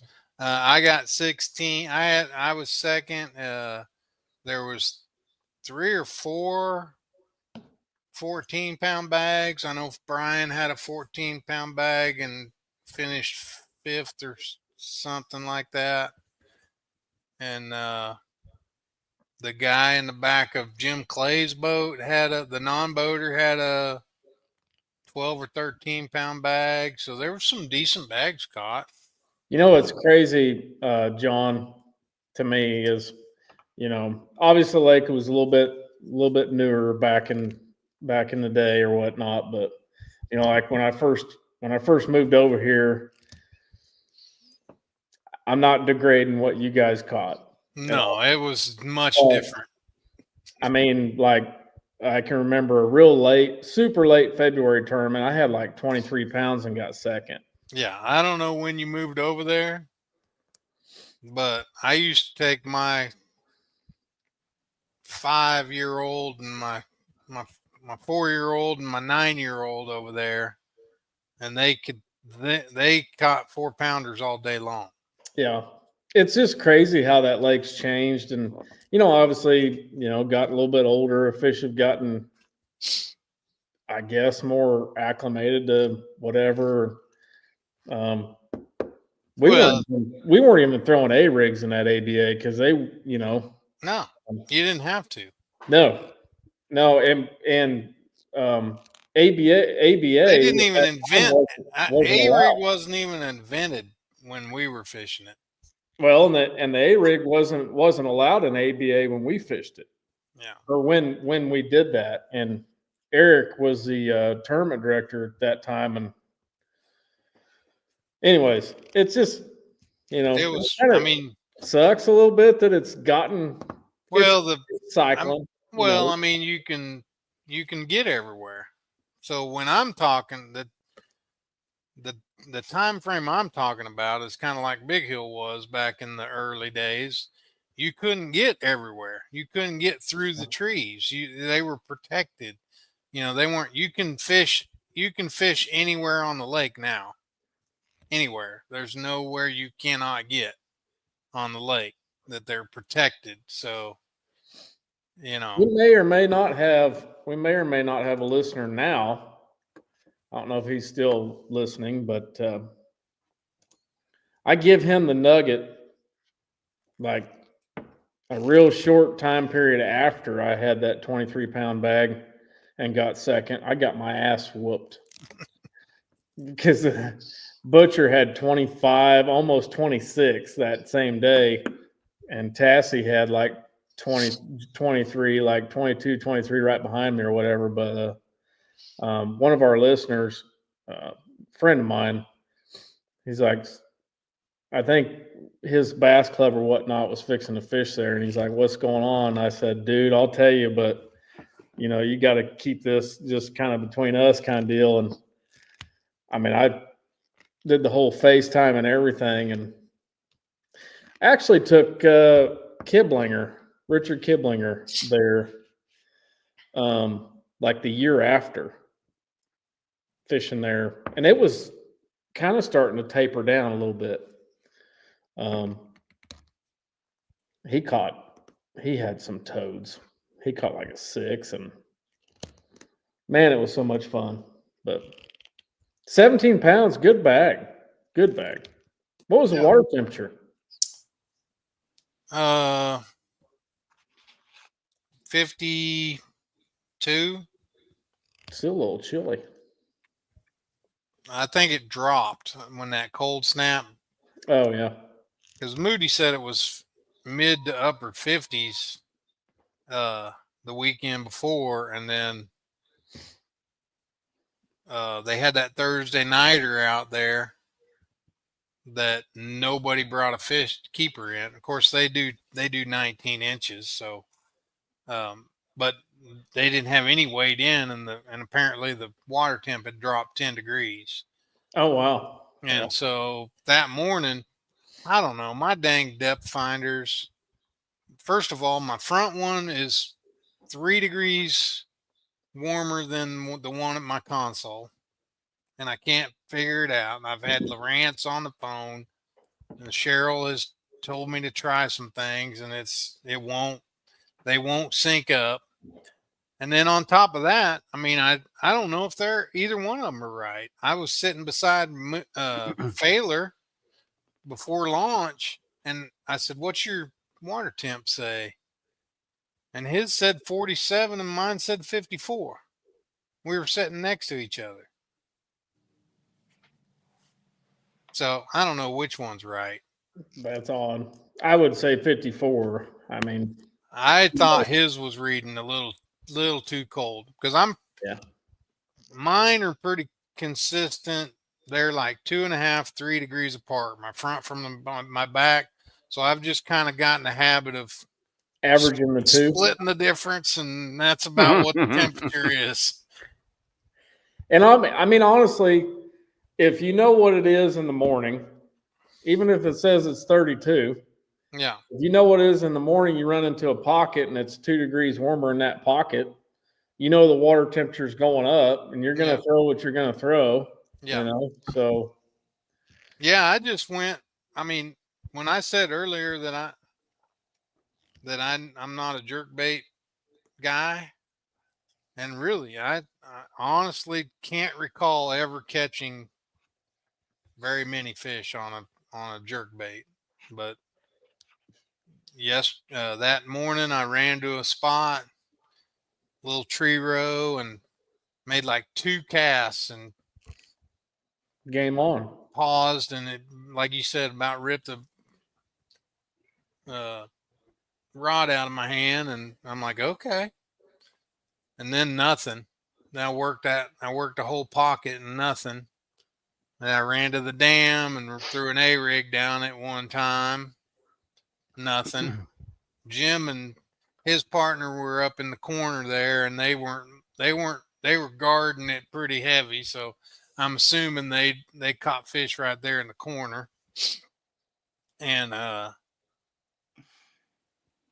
ran to another little stretch and caught 3 3-pounders within like 10 minutes.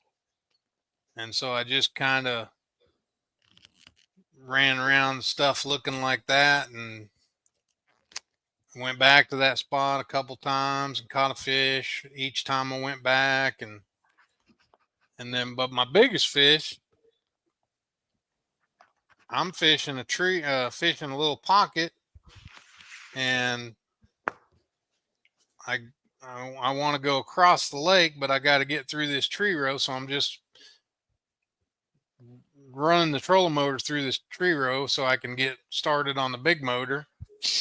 And I see Randy on the end of this tree row, and he catches one and starts weighing all his. It was not, he wasn't culling. It was just number 5. And he was weighing them all to see what he needed to cull. But I went on through the tree row, and on my way through, there's a kind of a tree sitting by itself, and I flipped my old blue and green pumpkin jig with a blue pork chunk on it, Oh, Pat Slopper style. patch I like flopper it. style. Flipped it over there and don't swimming with it, and I was 4-pounder. No rhyme or reason for that fish. 15 feet of water. Oh, there was absolutely rhyme or reason. He said, "I'll be darned, that's an Uncle Josh. I ain't seen that in 20 years." Yeah, I guess. The only fish I caught on it. I flipped it some more, but I didn't catch any. You I said did catch that. I did catch one short on a chatterbait, and I think the other two were on Fritz side and one on a jig, and the rest were on a 110 plus It's not called flipping. It's called ripping. fripping. So you BFL on Eufaula last Saturday. Dennis has the comment of the week. Fished the BFL on Eufaula, and I don't remember, Dennis. I saw your post, but I don't remember how you did, Dennis. If you want to comment. So there was a 10-pounder caught by the boater and a 9-pounder caught by the co in the same. Holy Toledo. Yeah. I mean, that's freaking crazy kind of talk. Yeah. That is nuts. Can you imagine? I wonder who caught the fish first. Did the non-boater catch? That would be crazy if the co caught the 9 first. And Yeah. then the boater's like, I mean, obviously, I'm assuming they're both, throwing A rigs and on the same spot. I mean, I can only assume, but that would be wild to know who caught what first. Yeah. Jeez. Sounds like a lot of good fishing. Hopefully Grand, we'll find out tomorrow what Grand, if Grand's gotten any better. We had the Olathe Bass Club here with us for the weekend, and not very many of them had been to Grand, so they were kind of not. I think the fishing was a little better than they did, but they fished for 2 days, and they didn't catch them very good. So I'm hoping it's a little better now, starting tomorrow. But they're one of their guy that won, Will Farnington. He had 3 fish, 2 days, 1271. He did have a 769. Ooh. Oh my! Was one of those fish. So, Do you know what boat he was running, John? I think he was a co-angler, actually. I don't know what he was running. And David Judah took second with 5 bass, totaling 939. And Pete Maroney was third with 3 fish, 719. So they didn't catch them very good. Maybe I feel a little bit better about myself on Sunday. Yeah, they didn't. Now, I think they only fished till like noon on Sunday, maybe. But they didn't catch them very good. They had a good time, though. We did chili for them. We cooked the armadillo chili for them on Friday, and they ate that all up. And Leave it to the Lake Lodge at Grand Lake to just, make everybody comfortable and give them a big old pot of armadillo chili. yeah. Yeah. Maybe that's what that boat I saw was doing, was trying to get rid of some armadillo chili because he was in an awful big hurry and extremely skinny water. Well, they didn't, like I said, I don't think very many of them had been here much. So I'm not sure Needed how much. leaving the boat penalty, huh? Well, I didn't go investigate real crazy, but I know where he was at, and I know how much water was below his boat. and I know how fast he was going, and I thought, I don't know. I'll wait to hear a noise. Yeah. Mm. Man, don't you hate that? No. I've experienced that myself. You're running or even just sitting still and you're looking and you see that and you almost feel it because you know it's coming. Yeah. Like you're going to hear the metal grind. Mhm. Or the fiberglass, because he was like, Yeah. I mean, I run up there a little ways, and when I shut down, it said 3.6 on my console. No, that's plenty of room. Well, yeah, I mean, yeah, I had plenty of room. I think I was kicking up mud as I was idling, but yeah, I ran up there about 20 minutes after he left. So I know they went out of red 11, so I don't know where they all went or how far they went.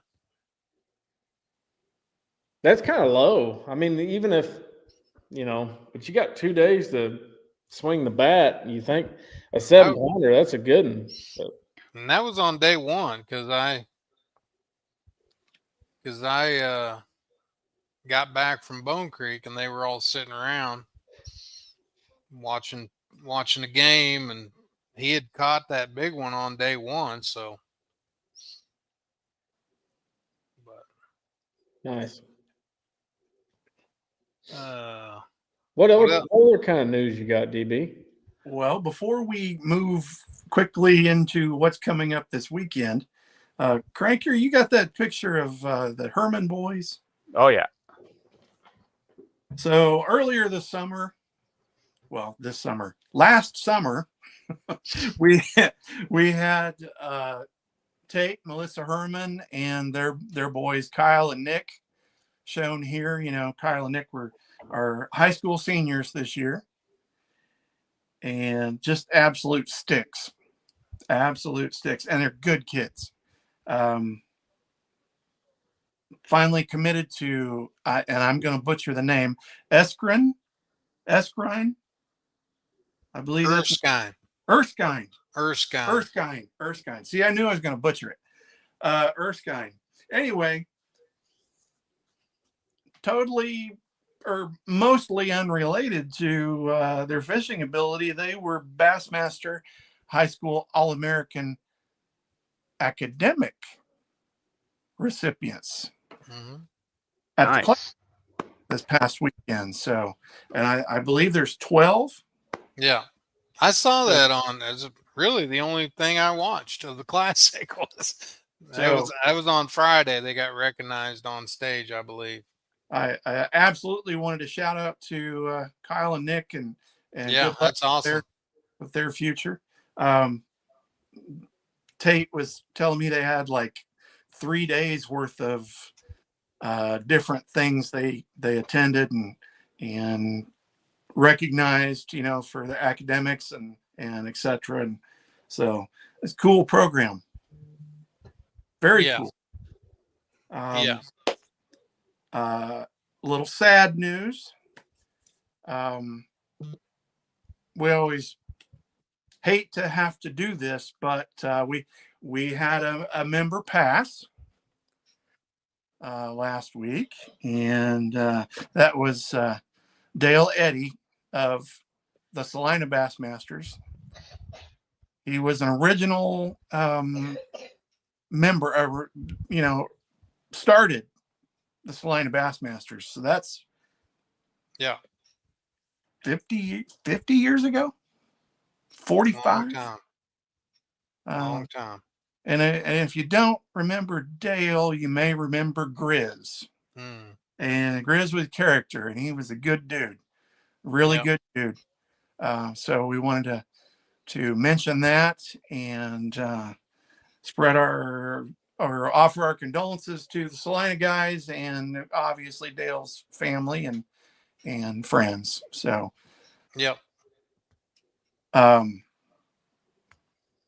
man, we're just going full blast now. So I just mentioned the Herman boys, high school fishermen.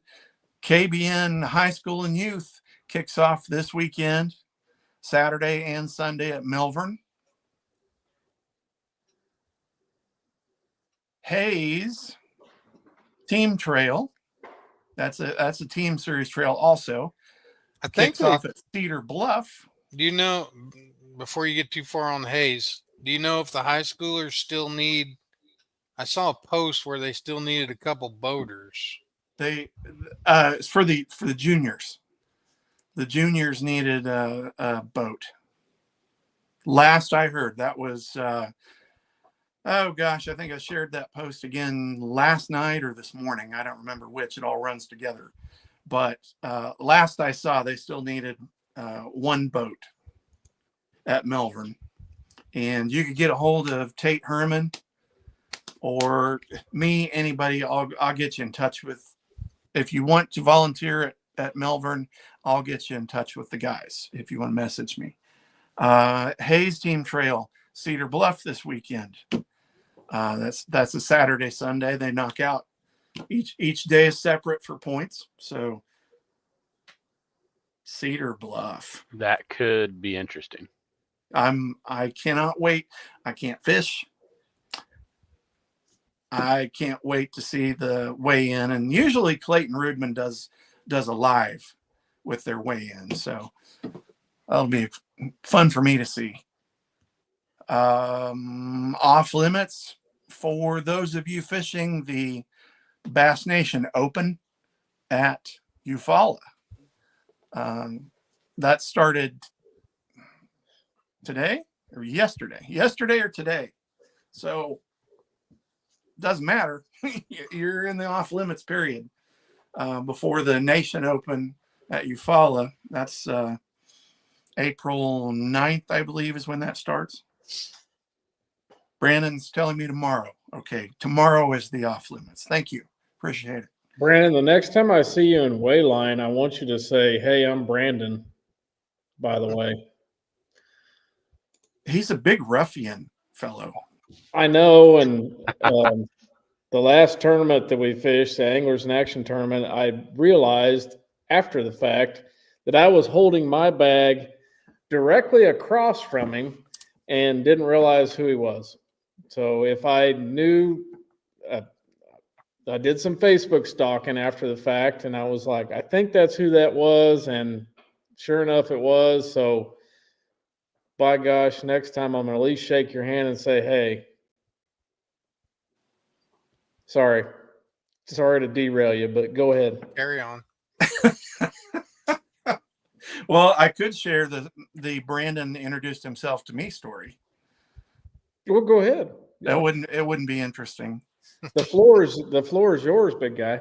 I was watching the BNC and waiting for, I don't remember who I saw was in the back of the line and on their way up. And Brandon walked up and introduced himself to me, and I was hotter than something about. I'm trying to censor myself. I'm trying to do better. It's after 9. Don't go ahead.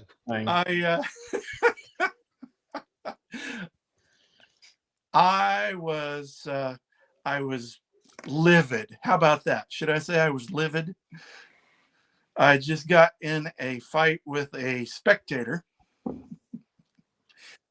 Guy rides his motorcycle up and parks it right in the middle of the turn-in where Brent was trying to shuttle people back and forth on his golf cart.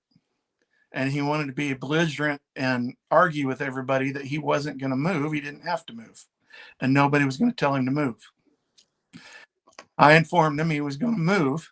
And then I stood there and I was pissed off about it. Anyway, that's when Brandon walked up, introduced himself. So I am sure I was a total jackass to Brandon. And I apologize for that. So I owe you a beer. There. I got all my stuff in. What do you guys have for this weekend? Cherryville, right? This weekend? Yeah. Is it? Dang. Cherryville. Well, yeah. It's at Bone Creek. Yeah, it snuck up on me. Is I got it really? future bass. We got future bass. Guess I'm going Saturday. to Bone Creek. I guess maybe I am too. Hmm. Dan, thanks. Well, It see, snuck that's why up I on me a thought little bit. I didn't realize that was this weekend. I was totally confident that Kiki was stroking you to get as much as he could. If I'd have known it was this weekend, I wouldn't have said anything. Absolutely. Which is why it was like, what is he doing? No. That complete innocence. I am focused. Like That's what I'd tunnel say, too. vision. I have got to catch a couple of keepers on Grand Lake Saturday, or I'm not that way anyway. I'm going to get ejected from the boat. So We got the ABA Grand tomorrow. yes, Yeah, there you go. Tomorrow. So we'll see how that goes. I think we're gonna have a good turnout. Good. I know there's Terry and Clay are coming down, and I got a text from, maybe you know this number, Kyle. Eric, Moody didn't know it. go ahead. 620-313-0933.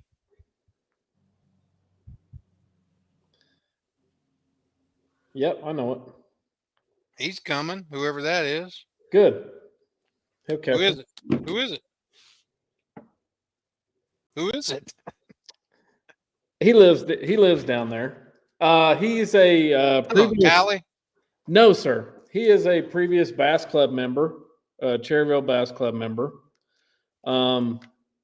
Actually got a chance to catch up with him Sunday and fished in the same area as him for about 3.5 hours back, and we back and forth talked quite a bit.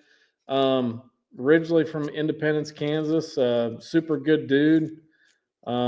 You wouldn't know him if I said his name.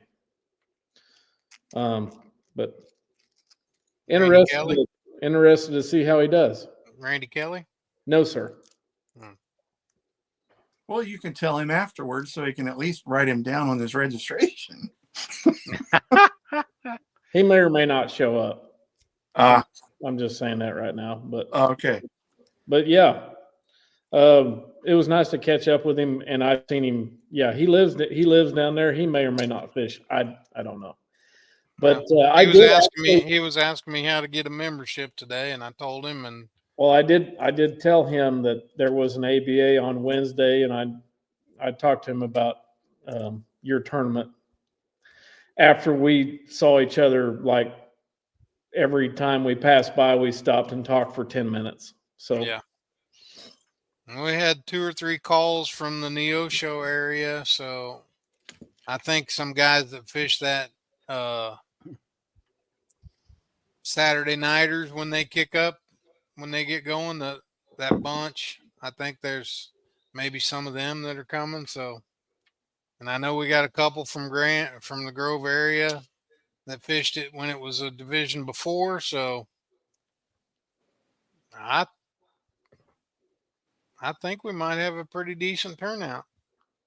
I just text Toby Hartzell. I just text that number and ask him. So Called me today, so I think he's going to fish. It must be nice to be retired. That's all I got to say. I guess. Well, I'm not retired. I'm fishing. And a little rant for just about 2 seconds. I'm just retarded. A text right back from him, by the way. Are you fishing tomorrow? He says, absolutely yes. Okay. And he's a young gun, so must be on him. Give her hell. Must be on him. Brandon Wadowski. Yeah, good dude. Very good. Okay. Dude. You've may or may not have fished an ABA against him at Big Hill before. Maybe. Seems familiar. Yeah. Man, I didn't realize Bone Creek was this weekend. Now I got to go tell Val I'm fishing that too. I didn't either, DB. Good thing we don't have very many staying this weekend. Maybe. Oh, Richard Kiblinger is texting me. Well, I don't know why he just won't ask why he won't type the question in. It would take him less time to type the question in. I love to pick on Richard. He's asking if it is a draw tournament tomorrow. Yes. Okay. However, there's one division. So that's what confuses people. It's really the AFT, this is how I like to describe it. American Fishing Tour is really a solo tournament that accepts non-boaters. So if you enter as a non-boater, you're paying the same entry fee as a boater. You're fishing against all the other boaters. It is a draw. You will draw somebody to go with, but there's only one division. Okay. So it's not, that turns some people off, but there's one kid that fishes the big, the 58 division, and he comes just about every time, and he's a non-boater, pays his money and fishes. But yes, it is a draw. If we have some non-boaters, we'll draw.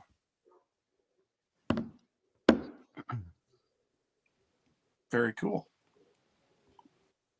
Kyle, I'm going to put your stuff up that you want me to show on the screen. Yeah, and we'll put them up on the or hopefully maybe somebody besides me will put them up on the Facebook. Becky Minor Memorial Buddy Tournament. This is just kind of a rough draw up, obviously. But Moody's getting flyers made as we speak for the Memorial Tournament. First one's April 26th on Big Hill, and then the following day, April 27th, on Stockton. So, just we're going to start passing the word. Yeah, it's a buddy tournament. If you want to fish by yourself, you can, but there's some information. And like I said, he's getting flyers made. We'll start getting that information in front of people and hopefully get a decent turnout for that. Cool. Yeah. Hey, Cranker, if you'll send me that flyer. Yep, we will. And then this is a really, really cool antique show. Casey Jones puts it on. I've been to numerous tackle shows that he's done or he's hosted. Some have been in Carthage. This one here particularly is in Joplin.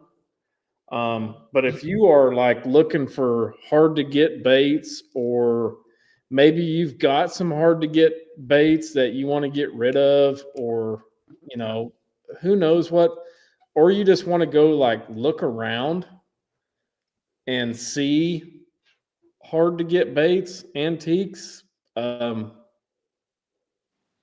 appraisals, all kinds of crazy stuff. Like, this is a place to go. Like, there's dudes that have stuff that it's hard to explain. Like, this is the place to go. Like, if you have a lure that you're going, I don't know where it came from, I don't know where it was made, and I don't know what it's worth, that's the place to go. That's cool. Very cool. I wish they'd do that in the wintertime. Yeah, Yeah. generally speaking, it's in Carthage. And like, for example, like I went there one year and bought every flat wart this guy had, like all of them, for like $7 a piece. Like, it's kind of a bartering deal. It's really fun. There's one guy that always goes that like has a 20 by 20 table of Wiggleworts pre-Rapala, and he sells them for like $10 a piece, brand new in a pack. I mean, just stuff you can't even imagine. So, anyways, really cool thing. If you had something you want to have appraised, somebody in that place knows how much it's worth. Is somebody in that place going to tell you what it's worth?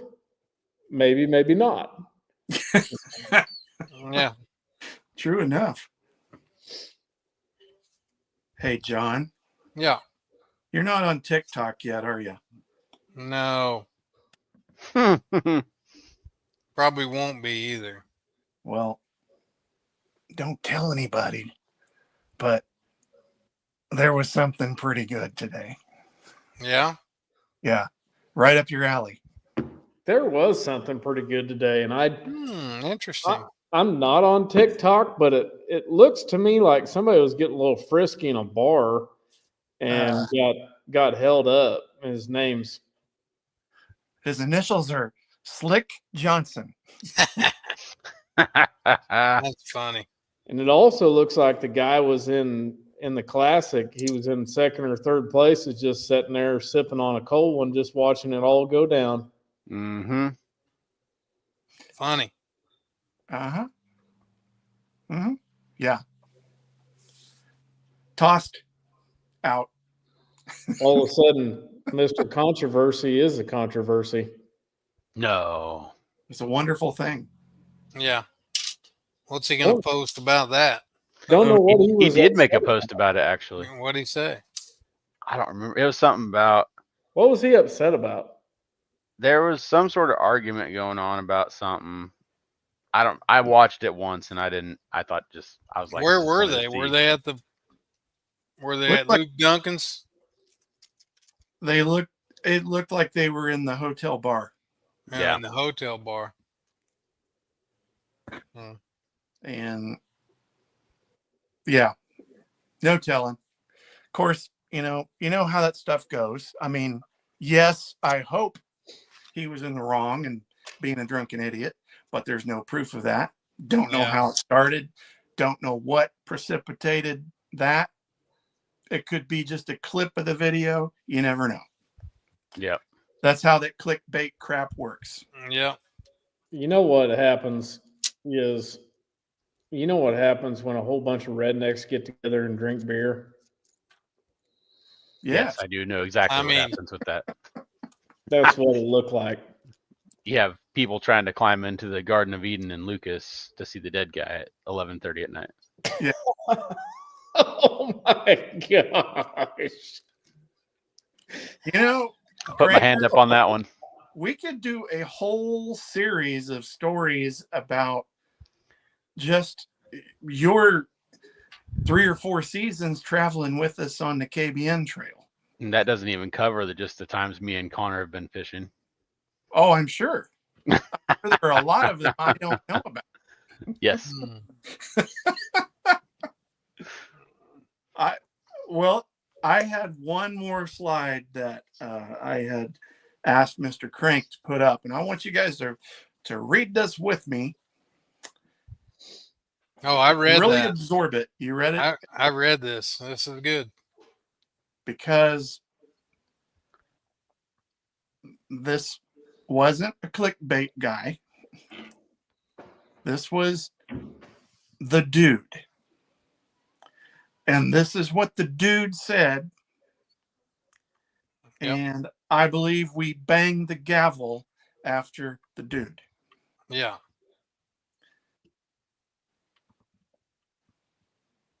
Period. Mm-hmm. Yep. There's my political rant for the next 6 months. That's awesome. Yeah. Yep. Fishing with John tomorrow. Somebody going to Bone Creek Sunday. Saturday. Is it Saturday or Sunday? Sunday. Well, I ain't going then. I KB, got News I got that future bass on Saturday. Huh? I got future bass on Saturday to worry about. Yeah, I'm not going if it's Sunday. Not up there. well, maybe we don't need 2 shows. No, we can just rifle through it all, right? We got it in 2.5 hours. Yeah. Why are they doing it on Sunday? He goes back and forth throughout the year. I guess I didn't catch that at the meeting. I guess I didn't either. Because Well- I'm sitting here looking at my tournament schedule that I've got written out, and I suck. I'm really surprised it's on Sunday. Why is it on Sunday? Well, we used to always have every club tournament was on Sunday. I mean, doesn't Brian and Terry both have church like I do on Sunday? We used to have every club tournament was on a Sunday, and then we started having them like Saturday, Sunday. You know, like 3 on Saturday, 4 on Sunday, and vice versa. 3:30, I do have it penciled in Bass Club.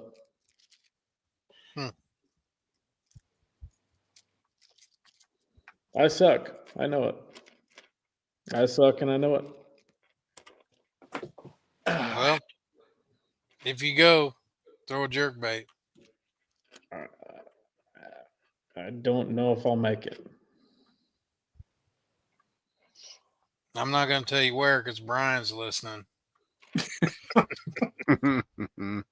can listen all he wants. I don't. I've got. If he's still on here, why are we going on Sunday, Brian? If you guys, because it's a tournament director's discretion. That's why. He'll tell you that. I can't believe nobody caught that though. Okay, Oh, well. done ranting. I'm out on that one. What didn't we cover? We got all the local stuff. We got I sold and bought a house since last week. Yeah, Oh, good that Lord, that's right. Congratulations. and Dennis, Rocky Point. I'm assuming. I don't know, but I'm assuming Rocky Point. yeah, I don't know either. I stunk at my fantasy classic, but Danny Barrett had the best out of all of us. Score Who is that? for the classic with 1,236 points. I had 1,022 points, but I did not fill out anybody on Drain the Lake, so I'm out for that. I'm out on that for this season because that killed me. However, the certain bunch of you on this podcast were kind of snickering at my weight guess for the classic. Yeah. And I dang near nailed it. In fact, it was more than I guessed. And you thought my guess was way too high. That must have been before I got on last week. Yes, it was Crank. That's good. Because I guessed 74 or something, and then it was 76. But we've got a week. What do we got? A week before we have to have our picks in? Yeah, it's like I was just looking. It's like 15 days or something like that. So maybe next week. Do we pick our picks next week, or will we have another Yeah. week? We could do another week, I think, isn't it? Yeah. We'll double check. We might need to pick next week, and we might not. We'll just have to look and see. Yep. So, next Tuesday, Oh yeah, Idle Zone Syndicate, 7 p.m. special guest. Special guest. Luis Fernandez. Allegedly. Allegedly. This is a question mark with a dot. I like it. I like it. I'm going to call him. He said, feel free to call him and remind him. I'm going to call him. I think that's going to have to happen. And Is he 17 and needs an alarm clock too, or what? yes. As I pick at my gray beard, I pulled a gray beard move the other day and got us a backup plan. And I hope if they're listening, they don't get offended at me calling them backup plan. But we have a former competitor and friend of Lewis coming on next week, in addition to. And he's dragging along his buddy partner. So we will be joined by Dale Manning and Jesse Jordan. And they'll help us pick on Lewis. Perfect. Isn't that awesome? That's Mhm. perfect. JJ. JJ. Mm-hmm. And AJ, the gentle giant. yes, have to make a disclaimer that no Oscar Mayer products were harmed during the filming of this project. That's a private joke. You'll find out. Mm-hmm. I think we've lost everybody except for Brandon. Wrap it up. Oh no, we still have 8 viewers. Oh, They're worn out, tired. they're asleep. Probably. Mm-hmm. That's all right. All right.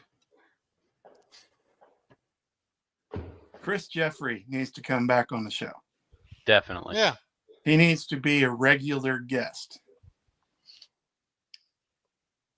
Chris and Gene Gilliland and Chris Jeffries, Yeah. regular guests.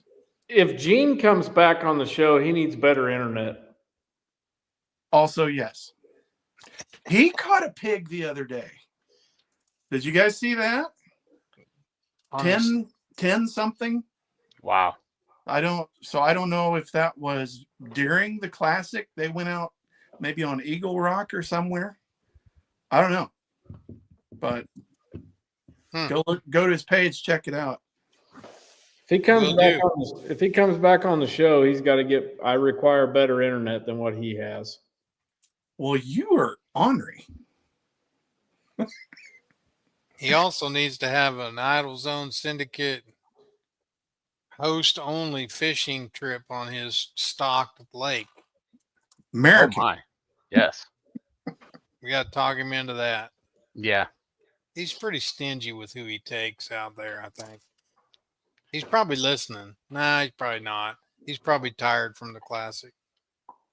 Maybe we could get Coach Prime to take us to one of his. Maybe. Did you see Coach Prime on the classic? I'll be honest with you. You didn't watch it. I didn't watch a damn minute. I was serious when I said the only thing I watched was the All-Americans being introduced on the stage. And the only reason I watched that is because I was getting the TV turned on for the Olathe Bass Club guys that were here. I mean, I was working on tackle, so I was listening a little bit to the weigh-in on Friday, but I didn't watch any on Saturday, and I didn't watch any on Sunday.